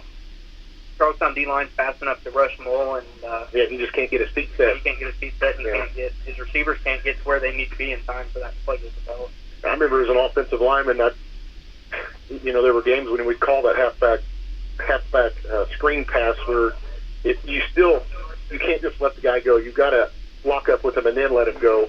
And I'm not so sure we're locking up. But here we go. Ball's going to be under center. They're going to send motion play. We're going to roll out to the right, and it's complete to Evan Bowling, and he tiptoes down the sideline. It's good for a first down, and he's out at the 34-yard line. Yeah, nice pass play. It's a great play right there to call on that 4th and short. Mole made a great throw, and then Evan got open on his quick route, and Lions got a first down. Yeah, that's just a nice fast play because Mole, as soon as he gets it, he's bootlegging and then he's throwing, so he had time to get it off. 1st and 10 Salem there at the Charlestown 34. Handoff Dent. Dent's going to go around to the right. Nice gain. He's going to be brought down just short of the line to gain. About a 9-yard gain on that. It's a great play. They had the entire Charlestown defense sold on the fake up the middle, and it gave Dent plenty of room to get out and do his thing. But yeah, I told you, you got caught once. I did too. This is almost some of our players were like Brownstown. We don't know who's got the ball. You think they'll fake it to Evan Bowling, and next thing you know, everybody's chasing Zane Pauley or Logan Dent. But here we go, 2nd and 3 down at the Charlestown 27-yard line. There's a snap. We're going to throw it to Braxton Dean. It's complete on the sideline, and he's going to be pushed. Nope, he's going to be tackled inbounds at about the 19-yard line. Nice play. I like that call there. Just a quick little hitch. Gave them all time to throw the ball. And Salem's hurrying. They're already back to the line. 1st and 10 with the 19-yard line.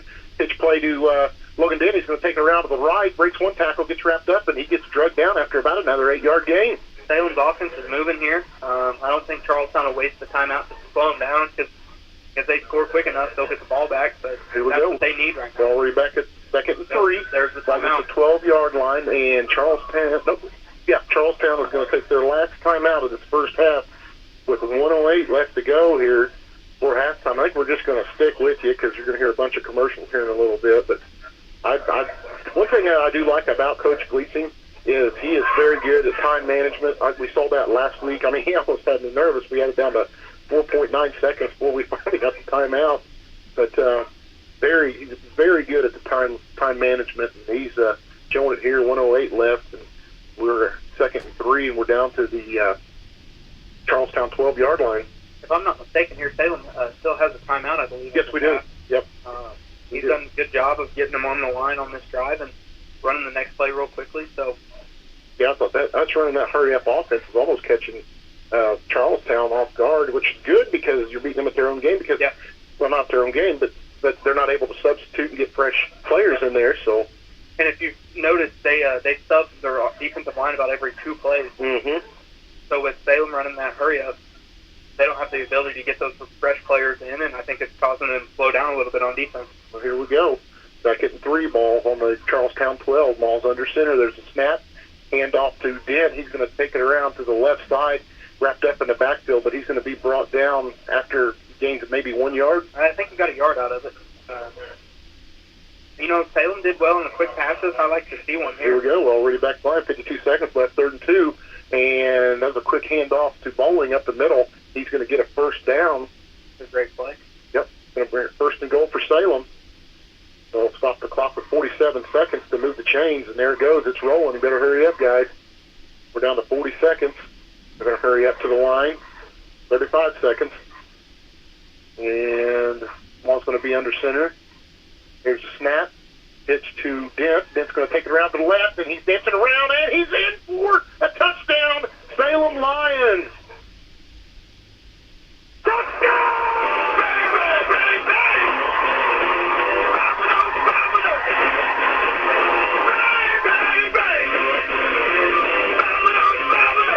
Nice little run there by Dent to get Salem back some points on the board. It's 24-13 now. We got Johnny Talley out. We're just down to 27 seconds before halftime. Brian, correct me if I'm wrong, because you've seen more games this year than I have, but that's probably the best offensive drive I've seen from Salem. That was a great drive. There's the snap, there's the kick by Talley, and it's good. Salem will add to the points to the board, 14-24, just a 10-point ball game with 27 seconds left. But yeah, each week we've seen Salem. They keep building and getting better and better and better. And that drive right there was, like we said at the beginning, though, we got to play 4 quarters, and we came out that first quarter, and the first half of it, anyways, dragging our feet. And hope that doesn't come back to bite us. But we moved that ball easy. Yeah. I've seen 2 games this year. I watched the Scottsburg game, and I don't remember what the other one was. But, in those 2 games, I was like, the offense they get to a point and they lag out. And on that drive, they moved the ball pretty much every play of the drive. It was a good-looking drive there from the Lions. Yeah, we needed to put some points on the board because we're going to be kicking off here after halftime. But good coaching, really. Yep, good play calls, and good job by Coach Gleason on that series. It'll be interesting to see if Charlestown tries to score again before halftime, or if they just run a play or take a knee and send it to the halftime. Yeah, let's see. Last time we kicked off, it bounced off one of their backs. We were able to recover. 27 seconds left. Let's see what happens here. Talley's out to kick off, and it's going to be another little squib kick, and it's going to bounce off the face mask. And this time, one of the linemen comes up, just falls on it. Smart play by Charlestown, but we had an opportunity to get that one. Yeah, another great kick by Talley right at one of the second line of defenders. And bounced up and hit him right in the face, man. So that's going to be down to at the 35 where Charlestown does with 25 seconds to go here. I almost imagine they'll take a knee, but we'll see. I'm not a big guy on taking knees before halftime. Well, we got burned on that at Brownstown when you played, man. Yep. It makes it more exciting if you're trying to score. Yeah. No, they're not in victory formation. I think it looks like they're going to take a knee. Yeah, they're just kind of standing, yeah. Yep. What in the world? The offensive guard just kind of fell backwards like he'd been punched in the nose. I've never seen that before. The quarterback took the snap to take a knee, and the offensive guard, like, just flipped back or fell straight back. Wasn't even touched, though. But so that's going to bring us to halftime where Charlestown is up 24-14 over the Salem Lions.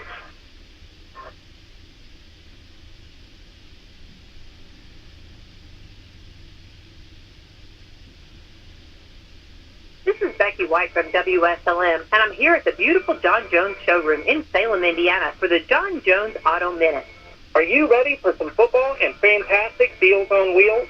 John Jones Auto Group is here to kickstart your season with unbeatable savings at all 4 of our locations. That's right, we're conveniently located in Salem, Gordon, Greenville, and Scottsburg. Score big this football season and drive away a winner with John Jones Auto Group. Our dedicated team is committed to helping you find the perfect vehicle that suits both your style and your budget. Whether you're looking for a tough and versatile truck to tackle any challenge, or sleek and fuel-efficient sedan to zip through traffic like a star player, we've got you covered. Plus, don't overlook our certified pre-owned vehicles that offer affordable reliability. Get ready to do a happy touchdown dance because we're offering incredible finance options.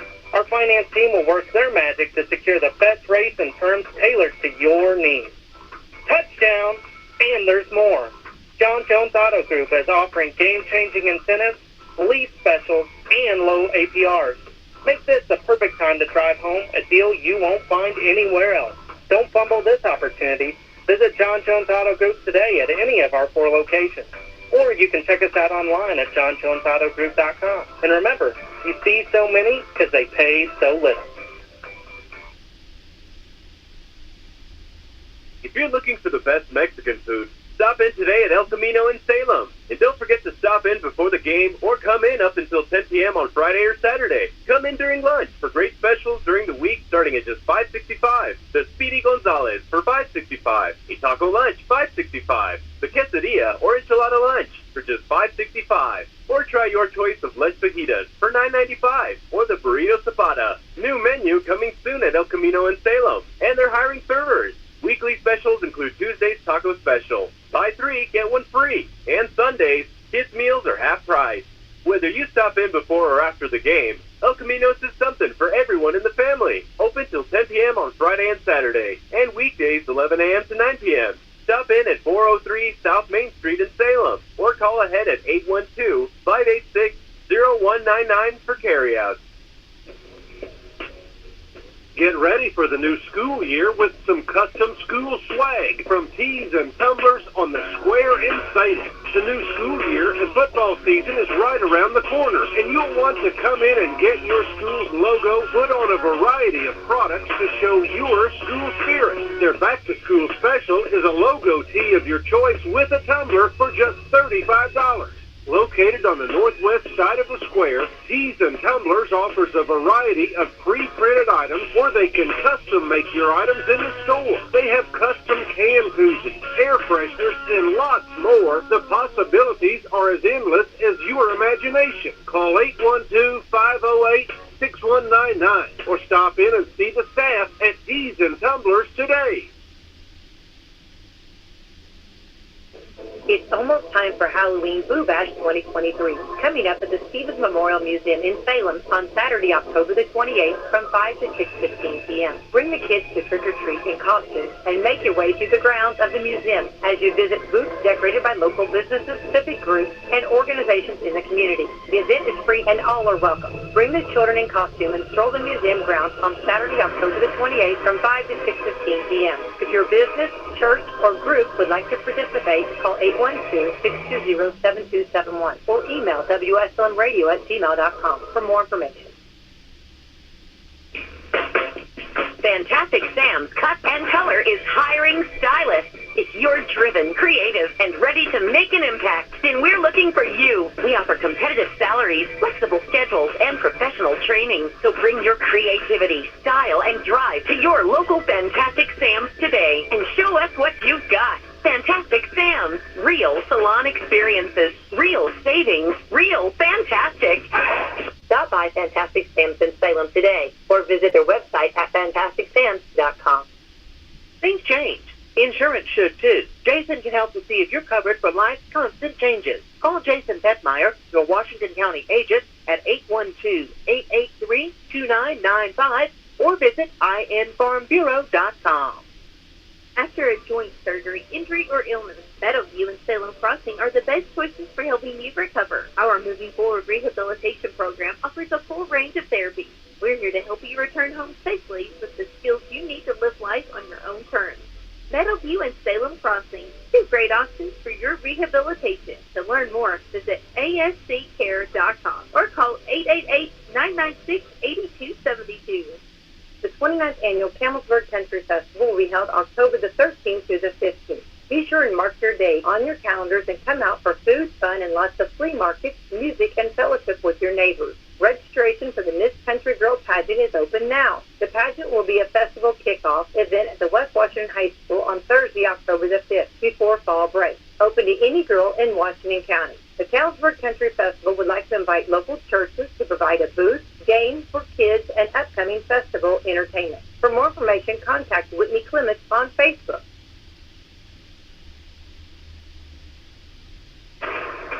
It's time to put on the old gold and black. Hail Purdue. And jump on the Boilermaker Special. Touchdown, Boilermakers! A 39-yard flea flicker! The Boilers and the Fighting Illini battle for the Cannon Trophy this weekend. Boiler up, Purdue fans. Join us Saturday. Our coverage begins at 2:30 on the Purdue Global Sports Network from Learfield.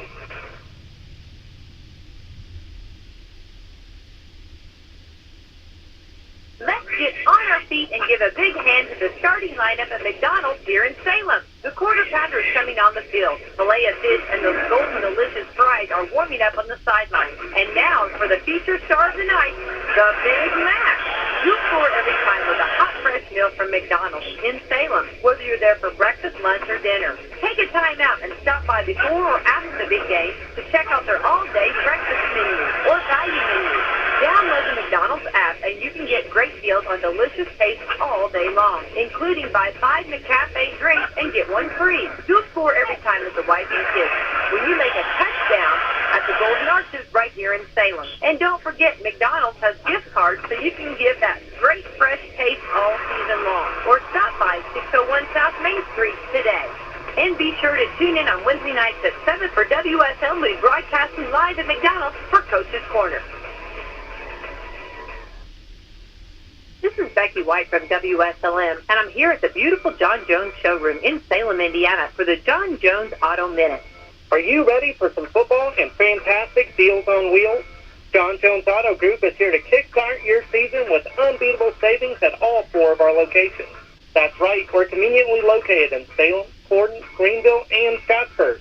Score big this football season and drive away a winner with John Jones Auto Group. Our dedicated team is committed to helping you find the perfect vehicle that suits both your style and your budget. Whether you're looking for a tough and versatile truck to tackle any challenge, or sleek and fuel-efficient sedan to zip through traffic like a star player, we've got you covered. Plus, don't overlook our certified pre-owned vehicles that offer affordable reliability. Get ready to do a happy touchdown dance because we're offering incredible finance options.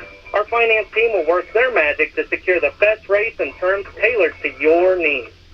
Touchdown, and there's more. John Jones Auto Group is offering game-changing incentives, lease specials, and low APRs. Make this the perfect time to drive home, a deal you won't find anywhere else. Don't fumble this opportunity. Visit John Jones Auto Group today at any of our 4 locations. Or you can check us out online at johnjonesautogroup.com. And remember, you see so many because they pay so little.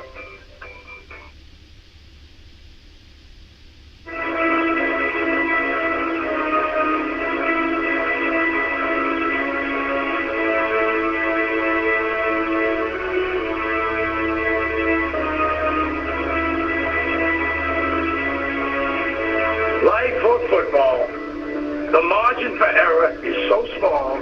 I mean, 1/2 a step too late or too early, and you don't quite make it. 1/2 second too slow, too fast, you don't quite catch it. The inches we need are everywhere around us. On this team, we fight for that inch.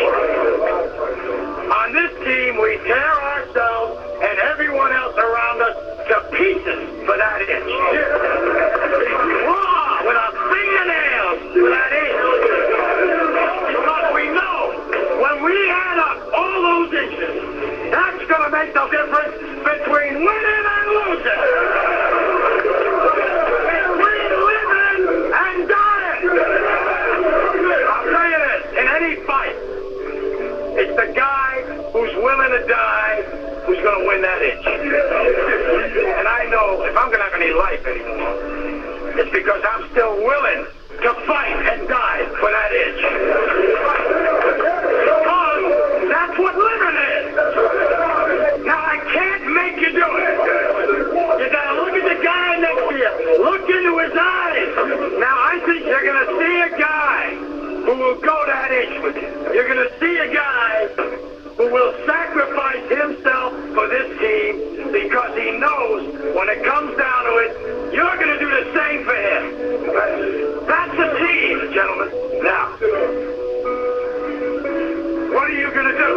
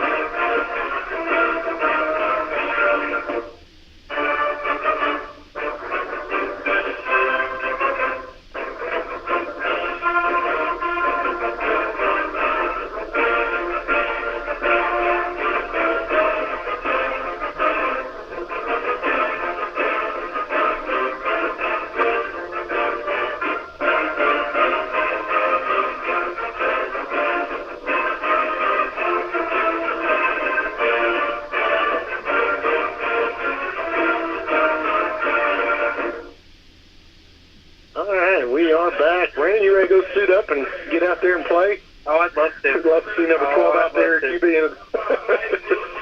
All right, here we got about 3 minutes before we get second half underway. Brian, let's share some scores from around the area. Well, first of all, we got North Harrison over Clarksville, 35-0 in the third quarter. We don't have a reported score from Scottsburg and Pekin. It says that game started at 8. I don't know if that's true or why it did that. I got Brownstown over Silver Creek, 31-7 at Brownstown. It's a good MSC matchup right there. Last score we saw in West Washington and Crawford County was 48-0. West Washington was up just before halftime. And that's all we got from around the area as of right now.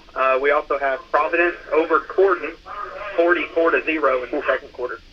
Looks like Scottsburg is up over Eastern in the third, 12-0. So that game did not start at 10 o'clock. I don't believe so. So it's halftime, so not sure.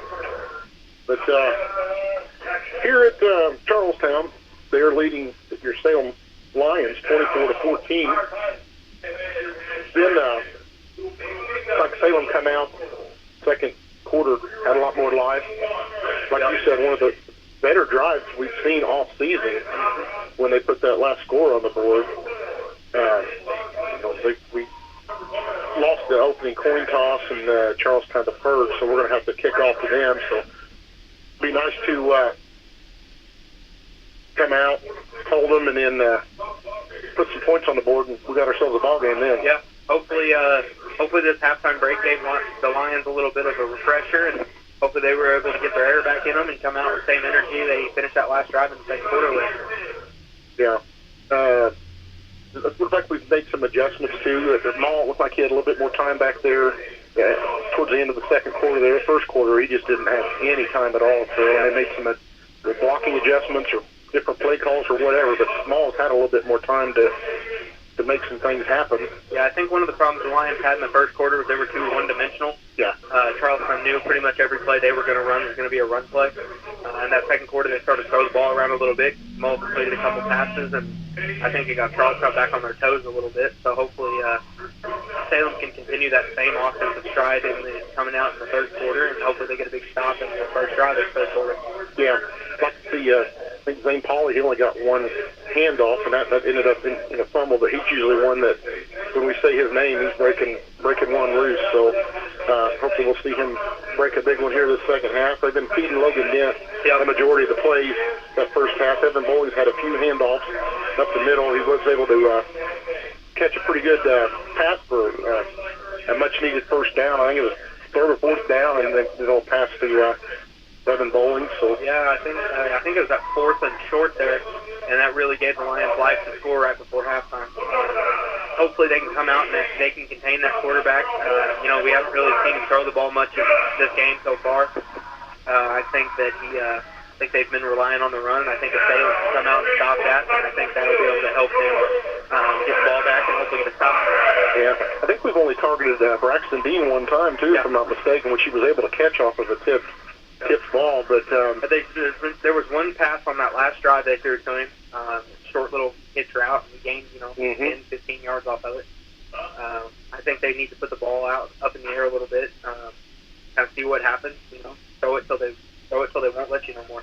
I tell you, this coming out at halftime looks like it's been flipped from the start of the game, because Charlestown came out to start this game off, and they were just fired up, and Salem was kind of flat. Well, Salem just took the field, and they're fired up, like they're winning 35-0, and Charlestown, they're just loafing. They're just kind of walking, and so we may have ourselves a good second half if their body language says anything. So yeah, the one piece of advice that Coach Hartsfield ever gave me, there was two pieces of advice Coach Hartsfield ever gave me throwing the ball. The second one really shocked the entire locker room when he said it. The first one was get your feet right, whatever that meant. And the second one was we're going to throw it where they aren't.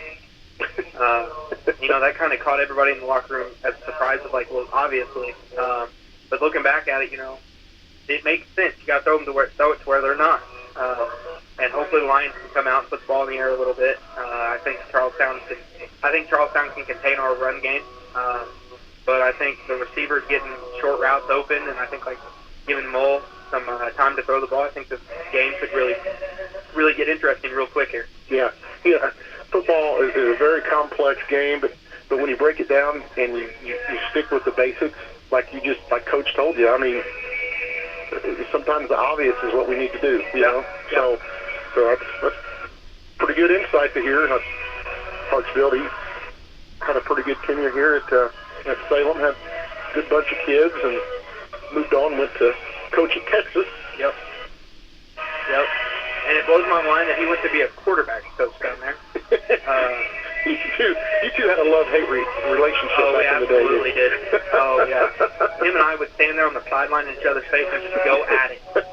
Almost like father and son. All the time. Yeah. I think the one thing that stood out to me the most about him was we were at practice one week, and I was like, Coach, we gotta simplify our pass calls. I was like, we got to get like a 1, 2, or 3 and a thumb up for right and a thumb down for left. And he goes, no, we can't do that. He goes, that's too easy to read. And we were on the way to the game, and I was asleep on the bus, and he came back there and woke me up. And he goes, hey, I figured out how we're going to call our pass plays. And I go, all right, what you got? And he goes, I'm going to give you the number and then a thumb up for if I'm going to throw it right, or a thumb down if I want to throw it left. And I looked at him and I go, Coach, that's a great idea. Where'd you get that at? He goes, well, I just sit on the bus over here and I just thought about it. A voice in my head. Yeah. He finally heard you, didn't he? Yeah. Took you about 4 days to really comprehend it, but it worked, and that's what we did for the next 3 years. So, funny. Oh, got a message. We got Coach Motzinger. I think he's over there on the sidelines. I thought I saw him pull up over there before the game, but I wasn't sure if it was him or not. Yeah. He made a miraculous recovery. I'm telling you, when we first heard that, we didn't think if he did make it, his quality of life would be very good, and he took his hit and kept on going. Good to have him back on the sideline. A big vital part of the Lions program for many, many years. He's always kind of been like that fatherly glue figure that, you always got that one family member that keeps everybody together, and that's definitely been Motzinger over the years. Never got too loud, never got too quiet, never really got upset. He was just kind of there for the ride. Yep. Wonderful man. Glad he's recovering much, much better. Yes. That was a kind of a freak thing that happened, and luckily it didn't get any too good.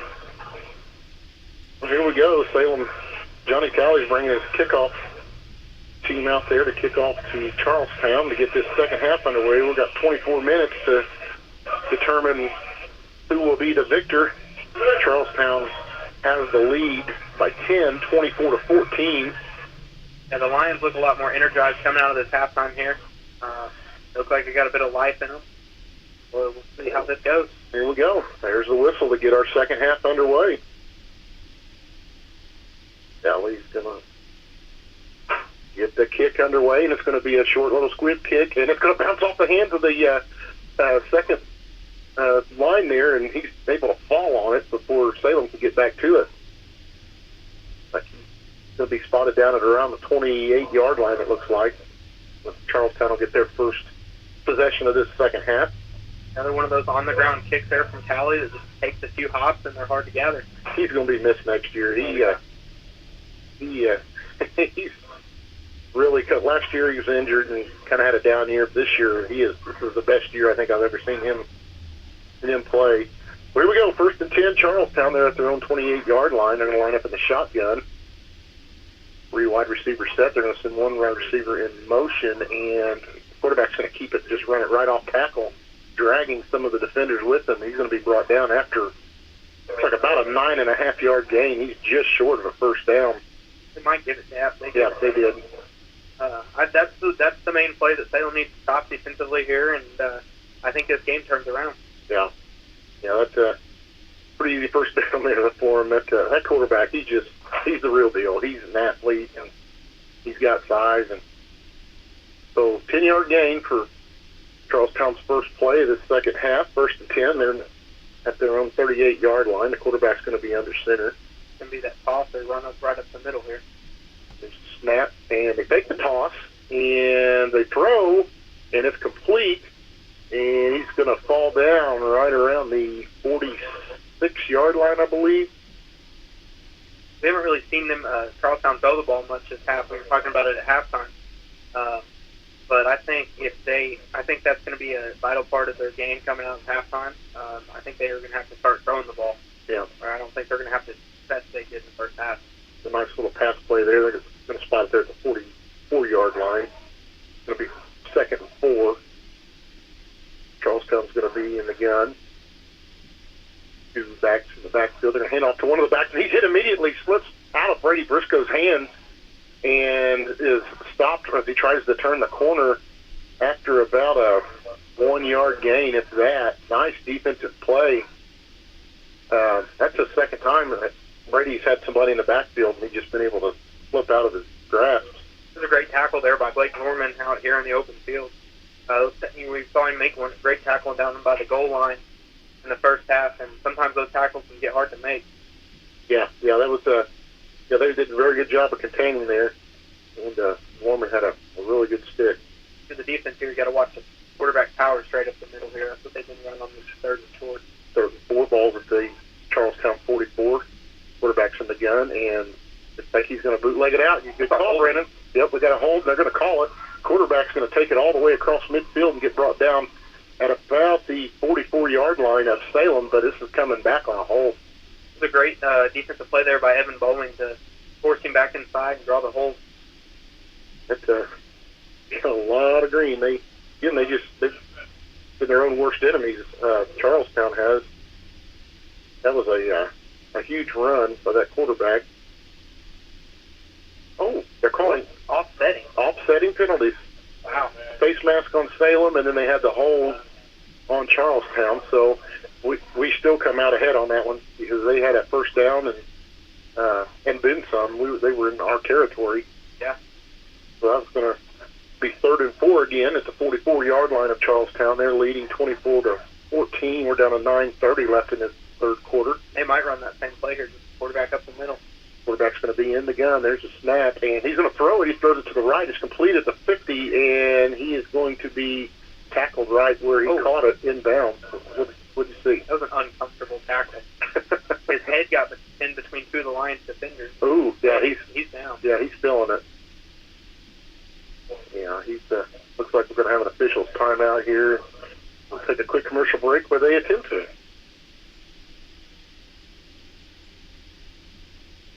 After a joint surgery, injury, or illness, Meadowview and Salem Crossing are the best choices for helping you recover. Our Moving Forward rehabilitation program offers a full range of therapies.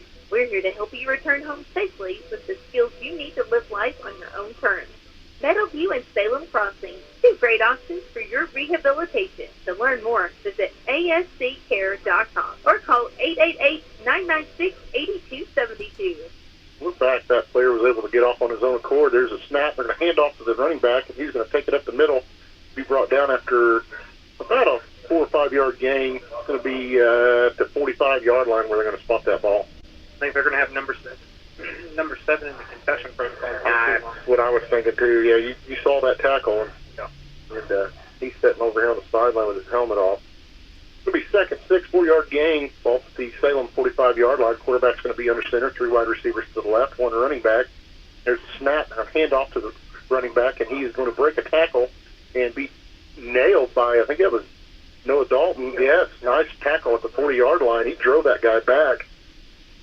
No, it's another play there where the Lions had him wrapped up at the line of scrimmage, and he got out of it and got the first down. Well, here's another 4 plays to do something with. They're up to the Salem 39-yard line. Down to 8 minutes in this third quarter. Charlestown's up 24-14. This is their first possession of the second half. Quarterback's going to be in the shotgun. There's a snap. Quarterback's going to keep it right up the off tackle, and he's going to be brought down after a 5-yard gain. It looks 6-yard gain. They're going to call it. He's going to be across the 35 to about the 34. That's what Ryan. Blake Norman's lucky there that he didn't just get ejected from this game. As he walked past the quarterback, he just kicked him in the side of the helmet. Luckily, the ref wasn't paying attention, but that would have been probably an ejection. Yeah, I didn't see that. The quarterback got up and said something to the ref, but we gotta keep under control. Shotgun formation. They're gonna pass, and it's complete at the 30 at that big number 2, and he's gonna be brought down at the 20-yard line. That was a nice little pitch and catch by Charlestown. It's going to be good for a first down. Yeah, we've got to control our emotions here, Brandon. We can't do what they've been doing to themselves to us. Yeah, and I believe from what I've understood from the season, we've had a few too many unsportsmanlike conduct penalties. Yeah, we have. So 1st and 10, Charlestown, 7 minutes left. They're at the 21-yard line of Salem. Quarterback's going to be in the gun, 3 wide receivers right, and they're going to throw to the right. So number 2 is complete at the 15-yard line, and he's going to be brought down by Noah Dalton. Nice pass. We've seen as many passes on this drive as we saw all first half. Yep. And I expected that coming out. They haven't really trying to throw anything over the top yet. Be 2nd and about 4, it looks like. They're at the Salem 15-yard line. Quarterback's going to be in the gun, 3 wide receivers left, 1 right, snap. They're going to hand off right up the middle, and he gets hit hard by Noah Dalton and a couple other Lions, and he's going to be brought down. He's right at the 6. Yeah, right at the line to gain. This is going to be all on the spot, really. Yep. Yeah, I think he's I think he got it. I think it's about a yard short. Yeah. Yeah, it's going to bring up 3rd and short. 3rd and 1.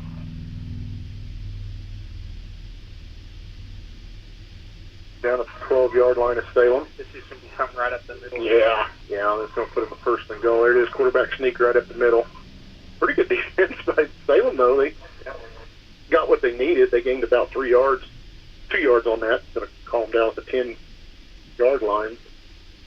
So that'll be 1st and goal at the 10 for Charlestown. Again, they're still on their first drive of this second half, down to 5:25 left in the 3rd quarter. We're getting to that territory where we've seen a lot of Charlestown running that QB power right up the middle.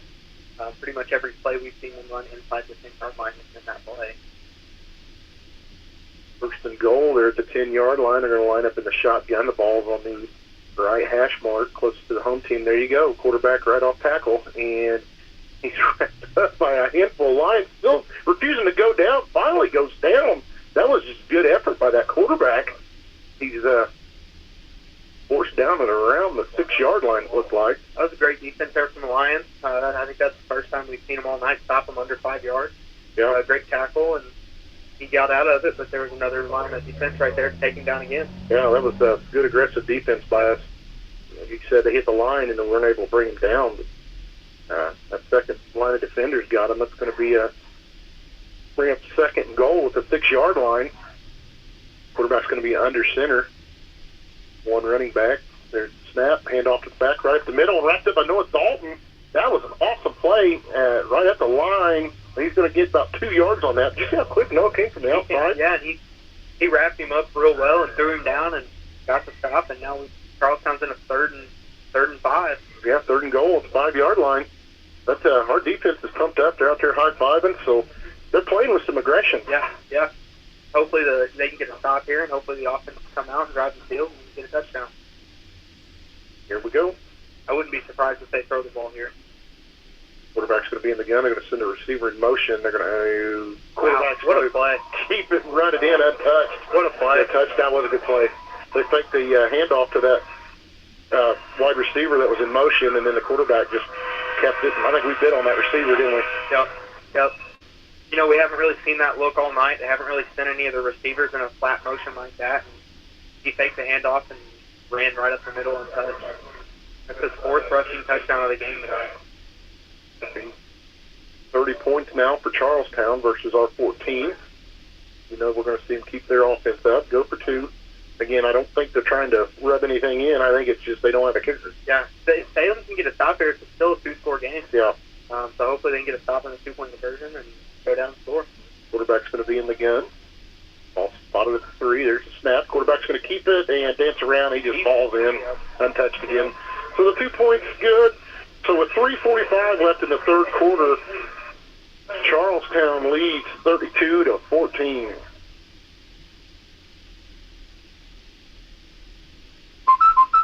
Drew and Johnson Scott here to tell you that American Family Insurance is committed to protecting your dream home so that your family has a place to share laughs, celebrations, and milestones, which is why their new homeowner discount rewards customers who have purchased a new home in the last 3 years with a discount on their homeowner's policy. American Family Insurance. Insure carefully, dream fearlessly. Contact Rodney Bruff, agent at Rodney S. Bruff Agency Incorporated at 812-277-1400 today. Discount and savings amounts and eligibility will vary. Some restrictions apply. American Family Mutual Insurance Company, SI, and its operating company, 6,000 American Farm Madison, Wisconsin. Products not available in every state. We're back at Charlestown where they just added to their lead 32-14. They, on a long drive, they had that ball that whole 3rd quarter pretty much. We're down to 3:45 where we're going to see Salem can't come out and respond like we did before halftime, put some points on the board. I'll tell you what, Ryan, I don't think this is a lie. I think that quarterback has 30 of the 32 points tonight. I think you're right. I think the only other points we've seen scored by somebody else is the 2-point conversion where he threw it. He threw it. Yeah. Yep. So there's the kick. It's going to take a big bounce. It's going to fall at the 20-yard line where it's going to be fielded. I couldn't tell who. Noah Deaton. Okay. And he's going to run it up to around the 30-yard line where he's going to be brought down, where Salem will get their first offensive possession of this second half. 3:38 left in the 3rd. I know they ultimately scored on us, but I like the aggressiveness of our defenses. Yeah. This second half of the season, our defense seems like it's really starting to come together. I know, again, we've allowed 32 points, but this Charlestown team's no joke, and they competed. There was a few plays on offense that if they would have got a few yards, they would have been in this game. Yep, there we go. Maul's going to go pass. He's under pressure, and he's going to be sacked for about a 1 yard loss. Going to be brought down at the 29-yard line at Salem. There's a lot of moving parts to that play. We had a guy in motion, and looked like we faked a handoff. It just was a long developing play. Little update on that injured Charlestown player. He's up on his feet, but he has his helmet in his hands, but he is not in the game. Yeah, I think, like you said, he may be under concussion protocol. Usually they take your helmet from you if you can't play, but we'll see if we see him back on the field tonight. All right, 2nd and 11 now for Salem. We're back at our own 29-yard line. Maul's going to be under center. Dent in motion, and they're going to pitch to Dent. Dent's going to take it around to the right, cut back left, and he's going to gain a yard on that play. I don't know if that was intended to be a counter or he just didn't have anywhere to go and cut it back. I think he cut it back, and he got a couple yards out of it, but just didn't really have anywhere to go after that.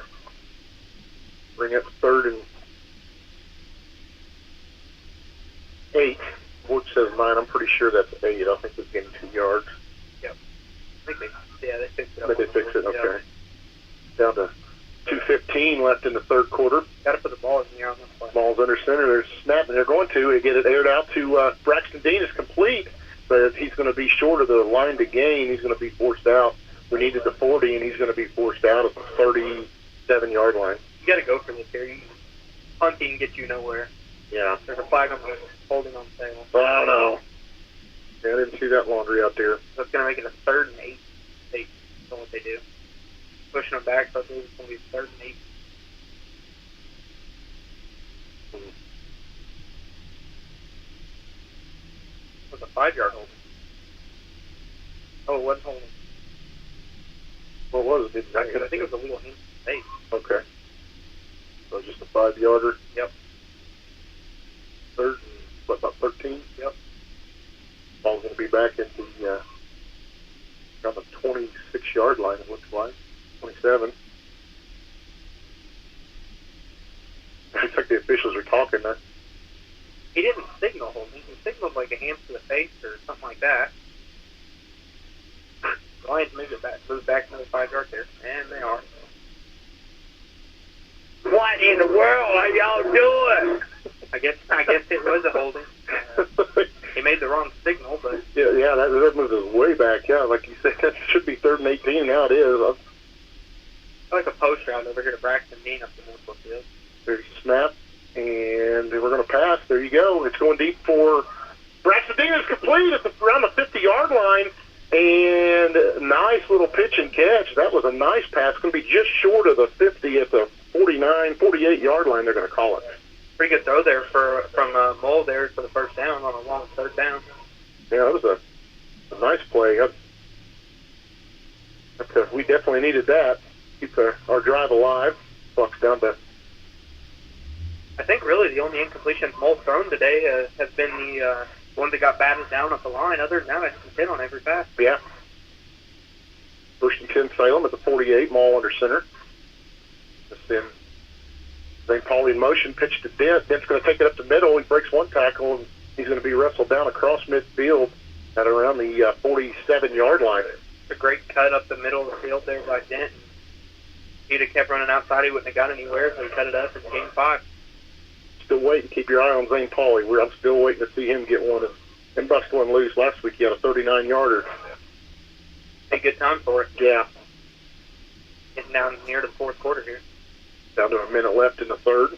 32-14. Charlestown's up. Salem's on the move. There's a snap. Pitch to Evan Bowling. He's got room to run. He's going to run for a 1st down and then be brought down across the 40 to the 39-yard line. Nice run by Evan Bowling. You know, linemen never get recognized, but Joel Altemeyer there with the lead block really caused that play to be able to open up and having got 1st down out of it. Joe's had a really good year, offensively and defensively, as his senior year. Plays with a lot of heart and compassion, and Glad to see that young man doing well. 1st and 10 Salem. They're going to spot the ball at the Charlestown 40. We're down to 35 seconds left in the third quarter. Ball's going to be under center. There's a snap, and we're looking to pass. We get it off complete to Braxton Dean, and he's going to be brought down shortly after catching it across the 35 to the 34-yard line of Charlestown.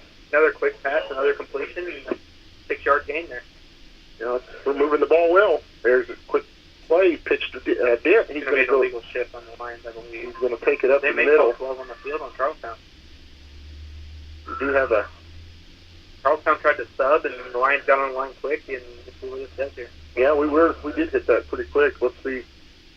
Hopefully we didn't shoot ourselves in the foot on that one, but let's see why the officials are talking. There's a 12 men on the field. Yep, good call. Good job by Salem. Catching Charlestown with their pants down. That's going to be a first down for Salem. Move the sticks. We're down to 13 seconds in the third quarter. The rest missed that one earlier where they had about 14 players on the field. Yeah. But it was good to see they were paying attention on that one and knew what was going on. Move the ball to the Charlestown 29. It's been a pretty good drive for Salem. And we're going to run the third quarter to a close where Charlestown is up 32-14, but don't go anywhere. Salem is on the move looking to score.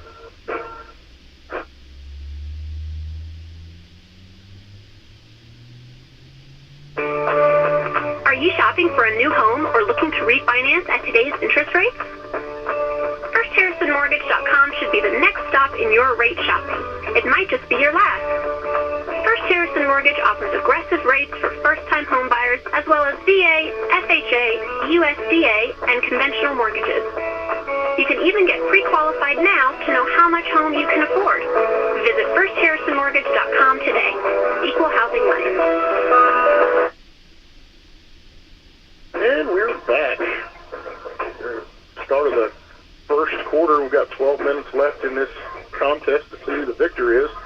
Charlestown is leading 32-14 over your Salem Lions. Salem is on the move, though. This is their first possession of the second half. Each team had one possession that third quarter, and they hit the whole clock. A little update to the West Washington game. Crawford County did end up scoring. I saw that. 48-6 right at halftime. Here we go. First 10 Salem. They're at the Charlestown 29-yard line. Ball's going to be under center. Dent in motion, pitch to Dent. Dent's going to take it up the middle. He's going to gain. Oh, well, they're going to get 2 on that, I think. Or he's brought down. Now they're going to 3. That's the first time I think tonight we've seen 2 wide receivers on the field for the Lions. Yeah. They brought in Braden Walters and put him out here at side of the lawn. Going to give him a 1-yard gain on that. It's going to be 2nd and 9. Ball's going to be up to the Charlestown 29-yard line. Ball's going to come under center, falling in the backfield. In motion. Pitch to Dent. Dent's going to take it around to the left, and he breaks one tackle, gets to the linebacker area before he's brought down. Nice little run. Just a couple yards short of a first down. It's a hard run there by Dent. Him being a freshman, you don't expect to see plays like that, but kid's got heart. Yeah, he does. I said when he gets a little bit older, which he's got the natural ability as it is, so when he gets older and a little more reps under his belt, he's going to be Hartsville better watch his records. Yeah. Yeah. It's going to be 3rd and 4 for Salem. Ball's up to the Charlestown 23-yard line. 10:45 left to go in this game. Looks like Salem is going to take their first time out of the second half, and we will be right back.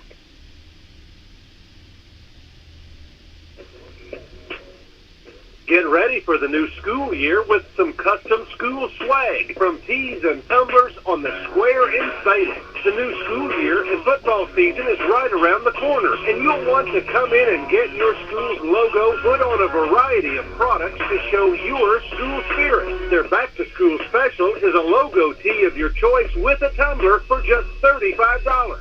Located on the northwest side of the square, Tees and Tumblers offers a variety of pre-printed items, or they can custom make your items in the store. They have custom can koozies, air fresheners, and lots more. The possibilities are as endless as your imagination. Call 812-508-6199 or stop in and see the staff at Tees and Tumblers today.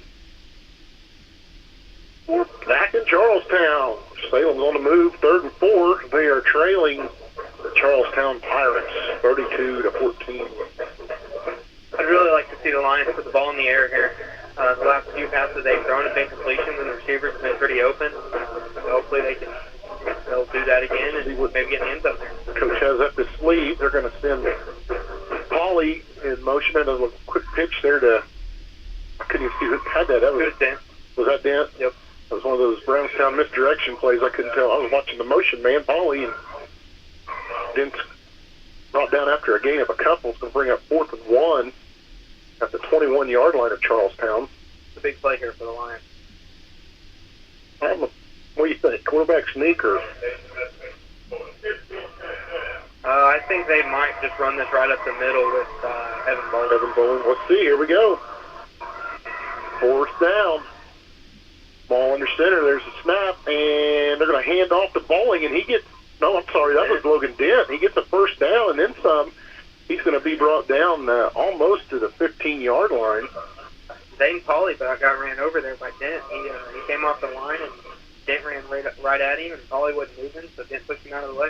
Kind of surprised to see a misdirection play, I guess. It's just like a fake handoff, but it worked. 1st and 10 Salem. There's a snap, and we're going to pass, and it's complete, and he's going to be brought down inside the 10-yard line. That's Braxton Dean, I believe, wasn't it? I believe that was number... Nope, that was Seth Ponsford, 32. Yep. Yeah. Playing that tight end position. Bring up the 2nd and 4. Brought the ball down at the Charlestown 10. Down to 9:42 left to play in this game. Pirates are up 32-14 over the Lions. The Lions can get in the end zone quickly here, and then the defense can get a stop. Lions have some hope. And there's a snap, and Dent's got the ball. Is that Dent? Yep, he's going to be brought down in the back. So it looks like he ran into his own player. Charlestown wrapped him up and brought him down. Going to lose a couple yards on that one. Going the wrong way. It's 3rd and 7. We're back at the 13-yard line now. Be nice to get some points on the board here. Sam's going to come to the line. Ball's going to be under center. Bowling in the backfield, wing T formation. Going to send Dent in motion. Pitch to Dent. Dent's going to try that left side. He's got room to run. He's to the secondary, and he's going to be in for a touchdown. I don't see any laundry. And do we have a signal for the touchdown? He's just flattened. Touchdown! Was it? Or they called down? It should be. He was in. Yeah. We got an injured Charlestown player on the side. They gave him the point. Oh, yeah, I never did see him signal. Okay, yeah, we've got an injured Charlestown on the field. But Logan Dent, it's a great run there. That was a nice run. He got to that secondary and leveled some. I normally are more excited here, but then you've got a injured Charlestown player on the field. Banged up pretty good, looks like. He's really, really slow to get up. And there, he's up on his feet. It's that number 6 kid. He's got a couple plays where he's been banged up after him. Yeah. Now we can do it.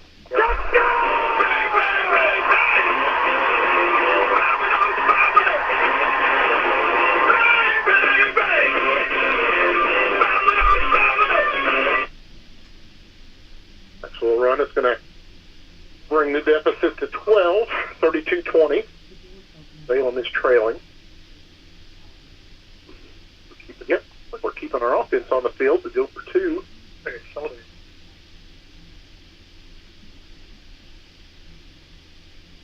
We can convert this 2-point conversion. That'll make it a 10-point ball game. Also Charlestown to the line under center, bowling in the backfield. Got 2 wide receivers. There's a snap, handoff. Nope.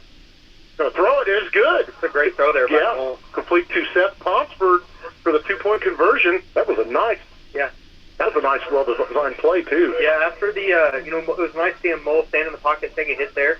After one of the games, I told Mole, I said, Mole, when are you going to quit being soft and you're just going to take the hit and throw the ball? Nice to see that he's starting to do it a little bit and not being scared of it. Yeah, that was a beautiful throw. Yeah. And Ponsford was wide open. That was just a nice design play. Take the handoff and to bowling. I almost thought he had it and looked up and saw Mall still had it and Ponsford wide open in the end zone. So 10-point ball game with 8:58 to go here in this game. 22-32. Nice drive. That again, we continued when we went to halftime because we had a nice drive there just before the half, and we were able to put points on the board. And we did the same thing there. Got a little nervous when we were down to 4th down, but we had that big pass to Braxton Dean. He's having a really good game tonight. Maul's been on target though when he's had the opportunity to get that pass off. Maul's throwing the ball well tonight. They haven't really thrown the ball a lot. But when they have, he's been throwing it pretty accurate. Hopefully, Callie can get a good kick here and get a good bounce, and Lions can recover his kickoff. Go. Callie's going to line up at the 40 to kick this thing off. Does it look weird seeing number 12 out there? Yeah, I see 5, and I think, here we go. Callie's going to onside kick it, and it's going to be right to a Charlestown lineman, and he's going to fall on it, and Charlestown will get their second offensive possession at the 47-yard line, their own 47. The Lions are going to have to get a defensive stop here. We're going to have to get it quick. The Charlestown took 9 minutes on their last drive, and Salem can't afford to let that happen again. We go, 8:58 left in this game, 10-point ball game, 32-22. Charlestown has the lead. They're going to line up in the shotgun.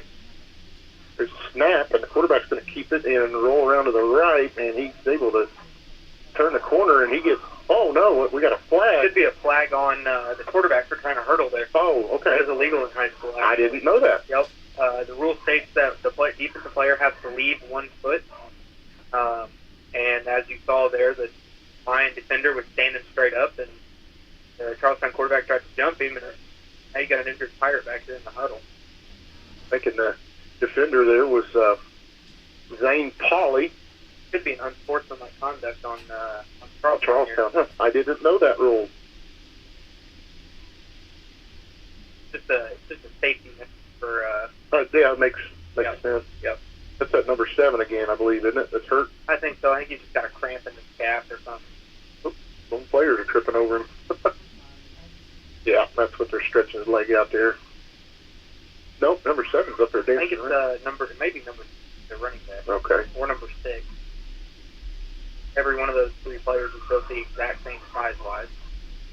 Like the officials are trying to talk things over. Oh, they're going to wave it off, Brandon. Really? Really? Wow. Well, interesting. Both feet left the ground. Yeah. He hurdled our guy. Yep. Well, that'll be good for... I remember when they initiated that rule, John Calhoun, I believe, was the one that told us about his name. Huh. Yeah. 3-yard gain. Ball's going to be on the 50. Second 7 for Charlestown. There's a snap. Quarterback's going to look the pass. All kinds of time. Goes deep down the sideline. Complete at the 15. And he's going to be brought down at about the 11-yard line. That was a beautiful pass. Yeah, that's one of those ones we've been talking about all night. We've been waiting for it to happen, and it finally did. And the kid just ran straight past the corner. Yeah. And by the time the ball got there, he was double covered. He had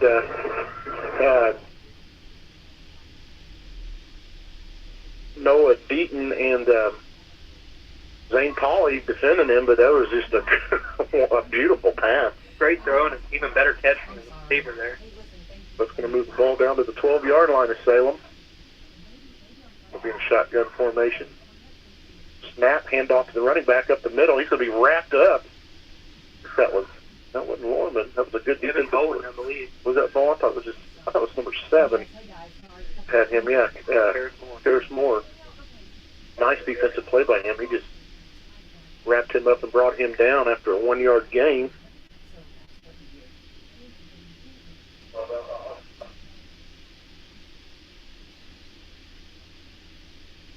Joe Altemeyer was in on that. Looking for the quarterback power here. They're inside that 10-yard line. That's been their favorite play to call. They spread everybody out. 4 wide receivers. There's a snap. There you go. Quarterback. He gets wrapped up in the backfield by Noah Dalton and a whole pride of lion to bring him down. And we're going to... I hope that's not on us. That's a terrible call. Face mask, Salem. Oh, no. How do you see that in a group There like were- that? There were 6 Lions had that guy wrapped up. I'll tell you what, these refs, I never blame a game on refs because there's more to it than that, but they've thrown a lot of bad flags and they've waved some flags off that should have definitely been penalties. Seems like it's been a trending thing for us where there's been a couple games where I'm not so sure that the stripes haven't determined the outcome of the game, but Luckily, we did kind of get one hand to us with that 45-yard penalty earlier in the first half. Yeah. All right, second and goal. Well, second and 3. They can still get a first down. Empty backfield. Yeah. There it is again. Yeah. Quarterback is going to be wrapped up and brought down. Touchdown. Oh, man, they got him right at the goal line, but it's going to be a touchdown. Oh, there's a flag. It's going to be it's after the flag play, I believe.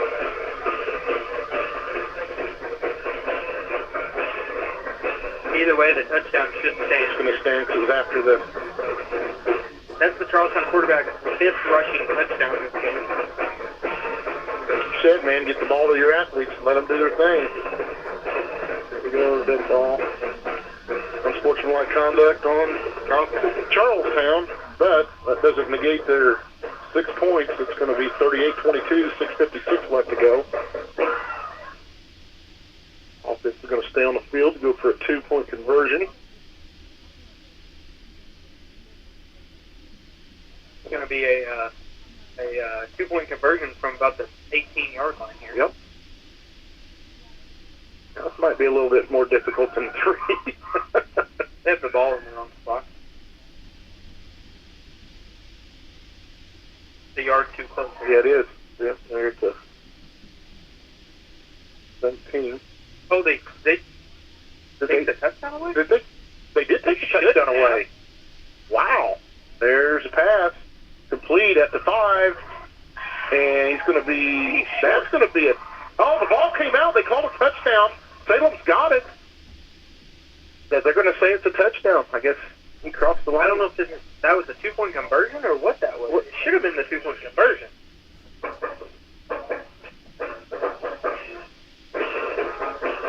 What? There's a flag on Salem now. Oh my gosh! What's going on? So was that the 2? I think that was a 2-point conversion. It's 40-22 now. Here comes Gleason out to talk to the rest here. He may get a flag too. Yeah, Gleason's out in midfield. I mean, he's in the middle of the field, about the 20-yard line. That Hobson's out there with him too, I think. Hopefully he's the control coach in this situation. I know Gleason doesn't. He'll bench whoever that was on. I'm not sure. I think it was on Evan Bowling. That's what I was afraid of. He was standing right there. I'll tell you one thing, with as flag happy as these refs are on the unsportsmanlike, my class could have never played with these refs. We would have had them left and right. Yeah. Yeah, it seems like Salem's notorious for being penalized. I don't know if we get on the bad side of refs or what. First, we got a kickoff from the opposite 45-yard line. And they brought their quarterback out to kick. Oh, boy. That's 6:56 left in this game.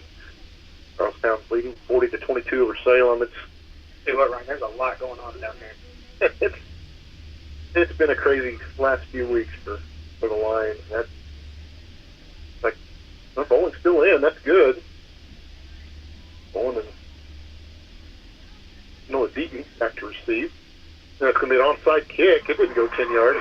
It did. Did it? Yep, and the Charleston quarterback recovered his own kick. Wow. That is 10.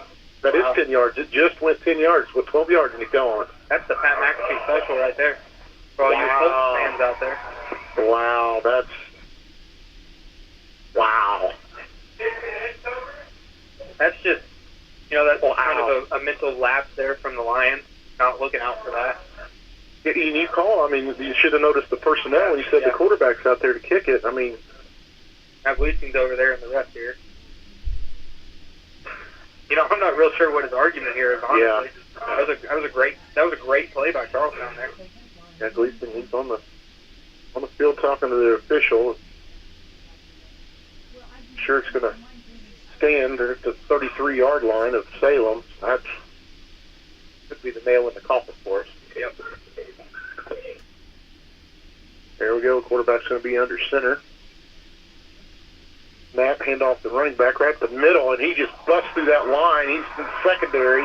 He's still going. He's going to take this to that. Nope. Going to be pushed out of bounds at the 1-yard line. Wow. 32-yard run for Charlestown right up the middle. I believe this is... we may see a school record set here by the Charlestown quarterback for 6 rushing touchdowns. He's already got 5, and they're on the 2-yard line, and that's where they've been running the QB sneak at. But, that's impressive because they've had a lot of talent come out of Charlestown, especially at the quarterback position. Takes me back to Marion Luke's days. Yeah. He was a tremendous athlete. Here we go, quarterback under center. Snap, handoff to the running back, and he's going to run it right up the middle. Touchdown, Charlestown. 2-yard touchdown run for Charlestown. After that, onside kick, fielded by the kicker. I believe that's got a player hurt down there for Charlestown. While they're attending to them, we're going to take a quick commercial break, and we'll be right back.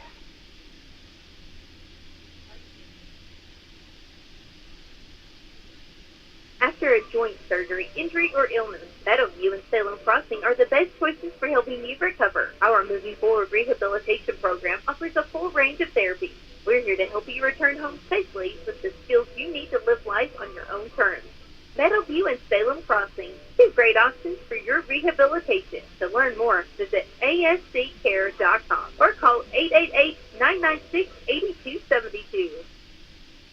All right, we're back at Charlestown. We're at players up and walking off on his own. Good to see. I think he got a little stinger there. He's grabbing his shoulder, but I think he's going to be okay. Now we're going to see their 2-point conversion here. They can get it. 6:42 left in this game. 46-22. Pirates over the line. At the 3-yard line, quarterback's going to be under center. Bring everything in tight.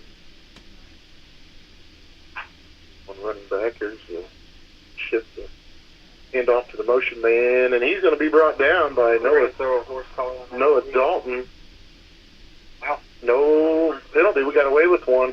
Good defensive stop there by Salem. Able to finally stop one of the 2-point conversions.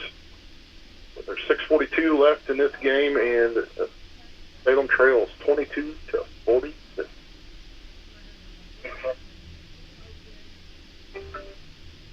Sprained ankle, swollen joints, and no time for an appointment? Neck Medical Center has you covered. Visit our orthopedic walk-in clinic for expert care. Our specialists provide fast attention to a number of bone and joint problems. No appointment necessary. Available Monday through Friday, 8:30 to 11:30 a.m. For more information, visit schneckmed.org. Schneck, healthy together. We're back at Charlestown. They just scored a 2-point conversion. Was no good. 46-22 over the Salem line. 6 minutes and 42 seconds left in this game. What do you think, Brandon? I just hope the Lions gain a touchdown before it comes over, close this gap a little bit. You know, a 24-point loss looks a lot worse than a 16-point loss or 17-point loss. Yeah. So hopefully they can close this gap a little bit. You know, hopefully they get a good draw sectional. Hopefully they draw Corden. You know, neither team, I don't believe, punted this whole game. Oh, they're going to do the onside kick again, and it'll be fielded by the lineman. 3 for Salem. I think it was number 12. It was Ethan Campbell. But Isaac Curtis. But yeah, I think you're right. I don't think there has been a punt. There was one punt. The Lions punted the first drive. Yep, their first drive, yep. And we have not seen one since. Been all Charlestown's quarterback this game, which you warned us about in the pregame show. Other than the fumble from the Lions, I think that they've scored on every possession they've had the ball on, though. Mm-hmm. Other than the punt and the fumble. Snap, pitch to Bent. Bent's going to take it around to the left. Got lead blockers, and he's going to be wrapped up after about a 3-yard gain. Take him down. Boy, Bent, they have fed him the ball a bunch tonight. Yep. I haven't heard. They probably just got that one handoff. He only had one opportunity where he fumbled. I just don't think he ever got a good grip on the ball. 4-yard gain, 2nd and 6 for Salem. Charlestown 48-yard line. Ball under center. It's a snap, and they're going to pass, and it's going to be just out of reach. I think that was intended for Braxton Dean.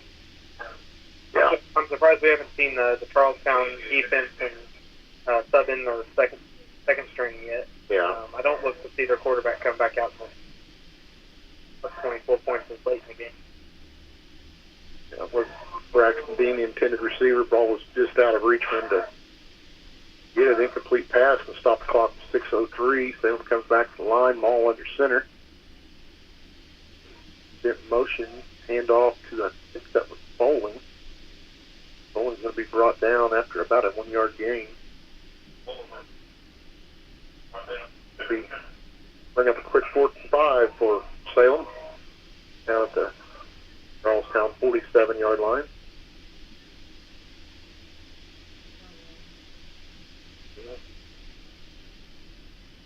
And 5:30 left in this game. They see the Lions throw a little pass here. They've been doing on the 4th down. Hopefully they can get one complete and pick up the first down. Yeah. Here's a quick snap, and we're passing. There it is, and it's complete. I think that was Seth Pomford. Seth Pomford, yeah. Nice pitch and catch. It's going to be good for a first down. He's going to be down at the 40. We just needed the 39, and we got the 40. Or, I'm sorry, we needed the 41 and got the 40.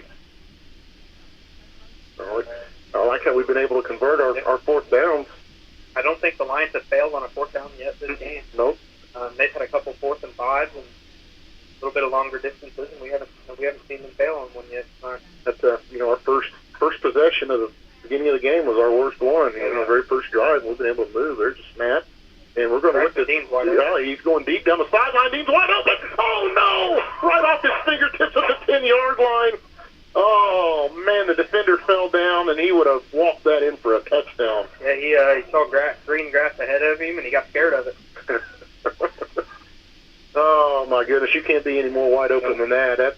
That was a pretty pass too. It was a great ball from Mole, put it right on him in stride, and Braxton just couldn't haul it in. So about the clock, 4:52 left in the 4th quarter. And I really like that play call though. I've been telling you all night. Hopefully they'll throw one deep to Braxton, and they did, and just couldn't haul it in. Snap, handoff Dent. Dent goes around to the left, cuts it back up the center, and he's going to be brought down after a pretty good little gain, about a 6-yard gain. He got leveled by the Charlestown safety right there when he cut that back. He came up kind of a little limp-legged there, but he's got his wits back to him. I'll tell you what, these Charlestown kids, these DBs are small, but they're quick enough that they have enough power when they hit you that you'll feel it. Oh, yeah. Yeah, 3rd and 4. We're down to the Charlestown 34-yard line. Ball under center. Bowling in the backfield. Dent in motion. Pitch to Dent. And it's going to take it around to the left. And I think he's going to cross for a first down and another 3 or 4 after that. So we're going to keep our drive alive. Nice play. One thing we haven't seen tonight, Ryan, we haven't seen the ball put in Mole's hands to run. No, we haven't. The only time he's tried to run the ball has been on pass plays that broke up. Yep. I'm surprised we haven't really seen him run the ball tonight. Yeah, we saw a couple like quarterback sneaks, but that's nothing no bootlegs or anything. It's been a design play. So 1st and 10 for Salem. Keeps the drive alive. We're Charlestown 27. Down to 3:40 in this game. End off Bowling. Bowling drives to the left. Breaks the tackle. Across the line of scrimmage. He gets brought down right around the 25-yard line.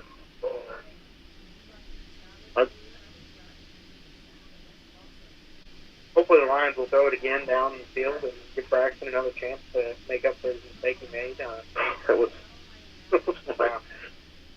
and he's had a heck of a game. I mean, he's caught everything that's been near him, but he can't get them all, I guess. 2nd and 8, ball's at the 25-yard line of Charlestown. We're down to 3 minutes left in this game. Ball under center. Dent in motion. Pitch to Dent. Dent's going to go around the right, now cut it up the middle. And he's going to gain a couple on that, 3 yards. Lions are running the clock down, so hopefully if they punch one in, Charlestown doesn't have another chance to score. Yeah. You wouldn't really think in this situation Charlestown would be trying to score. But you wouldn't think they would go for an onside kick when they're up something. This is the MSC. You never know what's going to happen. Yeah. Got 2:30 left in this game. Charlestown's up 46-22 over Salem. Salem's almost in the red zone. 3rd and 6. They're at the Charlestown 23-yard line. Also be under center. Dent in motion, pitch to Dent. Dent's going to go around to the left. And he's got room to run. He gets to the 1st down, and then some, and he's going to be pushed out of bounds almost at the 10. They're going to call him out at the 13-yard line, but 1st down for Salem. I'll tell you what, Dent carried the ball probably 90% of Salem's offensive plays tonight. Yeah, and he's done pretty good. He's still running just as hard as he did on the first drive. Salem's going to hurry up back to the line. There's a snap, pitch to Dent. Dent's going to take it around to the right. Oh, the ball shoots out straight up in the air. It's still on the ground rolling around. Covered it yet, but it looks like a Charlestown. Yeah, there were so many blue jerseys around there. Yeah. Yeah, it just got that ball shot. Straight up. I bet it went 30 yards in the air. Yeah, it actually got fielded by one of the defenders. Yeah, he got, I don't know what happened, but I'm guessing that was a helmet on the football. Yeah, just one of those perfect hits. Yep. That's and like you said, with the speed of those DBs coming in, so with 2:05 left in this game, Salem was threatening to score. You know, you can't really say anything to him as a coach there after as hard as he's played tonight, and as much as he ran the ball. And yeah, that's going to be it. 2:05 left. Charlestown's up 22-46. There's a snap, handoff, run up the middle. It'll be brought down across the 10-yard line. I would really like to see us get that one in there, but that was just one of those fluke things. You can't really. It's a good, lucky defensive hit, really. I didn't figure we'd see Charlestown starters come back out. Yeah. Figured we'd see their JV put in and run the clock out, and that'd be that. But they do have their starting quarterback back in the game. Here we go. Quarterback under center, snap, handoff to the tailback. He's going to go up the middle, and there's the whistle to stop him at the 20-yard line after they get a 1st down. Down to 1:26 left in this game. Well, Brandon, it's been nice having you back in the booth. Yeah, it was good to be here. Been way too long. Good to be here. We tried to get you for the Corden game, but you're on the new adventures and Will and Dylan at John Jones selling cars down in Corden, right? Oh, I am at the Chrysler store. Oh, at the Chrysler? Okay. Yep. So if you need a car, go see Brandon Corbin. And we're started the victory formation. They're going to just mill this thing out to run the game out. I'm better than we did against Brownstown. Yeah. We were able to put 22 on the board. And this game, there was a few mistakes the Lions made that cost them, this lead here. But all in all, you could see some fight in the kids, and especially, number 4, Logan Dent. He played hard the entire game. He ran the ball probably 90%, like we talked about, 90% of Salem's offensive plays was in his hands. He was still running the ball as hard as he was throughout the entire game. So, Maul had a good game throwing, and Braxton Dean, you know, he got that one right there at the end. He would love to get back, but but that's going to be it. That's going to be in the books. Salem Lions fall to 1-7 on the season, and the Charlestown Pirates are now 5-3 on the season. They'll be at East Washington next week to play the Musketeers, and Salem will be at West Washington for the big county rivalry game. Come on out to West Washington next week. That should be a good one. I mean, this is both of those teams are matched up very well, West Washington and Salem. So that's going to be a doozy. You gonna be able to make that one? I will not be there, but you know that's one of those games that you just hope that the players on both sides can control their head and not let the talking get too much of them. That's a game that there's a lot of strong emotions there. I mean, I think this year's probably more strong emotions than the last few years. So hopefully the players can keep their heads straight and not get dumb penalties and dumb ejections when they're not needed. And I think that'll be a good one. Yeah, I hope everybody can come out of that game healthy. One thing we've been blessed about, this late in the season, we're all healthy for the most part. I mean, we've got usually don't see that. Usually we've got a key player that's, and you've been there, so we appreciate everybody tuning in. Let's give some scores real quick. It's like Scottsburg's up over Eastern in the fourth quarter, 19-0. Silver Creek, or Brownstown's up over Silver Creek. That's not been updated. It says 10-0 at half. But, let's see. Providence is up over Corydon, 51-7. I don't have any other updates on anybody. So with that, again, I might be able to have a few. There you go. Did you have once it loads here? I got North Harrison, Clarksville. Did you call that one? Nope. 35-8. North Harrison took the win on that one. Brownstown beat Silver Creek 45-14. And then West Washington last score posted was 62-6 over Crawford County. Poor Crawford County. Yeah. Paoli and Mitchell, we don't have a score for it, but I'm sure that's probably favored in Paoli's way, based on the way their season's going. No. Yeah, they've got a really good running back. Yeah. This Charlestown team could legitimately make a chance run at the sectional here. Is Brownstown in our sectional? No, they're down to 2A. Yeah. So this Charlestown team could be, I see Charlestown, Silver Creek probably, depending on how the sectional finals fall, or the sectionals get drawn. Which is this Sunday, correct? Yep, I believe so. Should be at least. Usually they'll let you know 2 weeks in advance. But yeah, I believe that this Charlestown team, they're a tough team. They've got the athletes to compete. I think they could be a sectional title finalist. Yeah, seems like our problem is when we get to Southridge, when we get that deep in the sectional. Yeah. Southridge and Gibson Southern's always our. Yeah, but it's just hard for schools, in this area to compete with those schools that are over there by Evansville. Yeah. They've got a lot of kids that, obviously those Evansville schools are big, but they've got a lot of kids who are traveling, especially with the success that Gibson Southern's had recently, the sectional title a couple years, or that state title a couple years ago. So I think that drew a lot of attention for kids from there. Hopefully Salem can get a good draw. So we'll see what happens. All right. Well, we appreciate everybody tuning in. Come out next week and support the Lions. We are at West Washington, county rivalry game. Again, Brandon, I appreciate it, and want to wish everybody a wonderful week. Be safe, and God bless you all.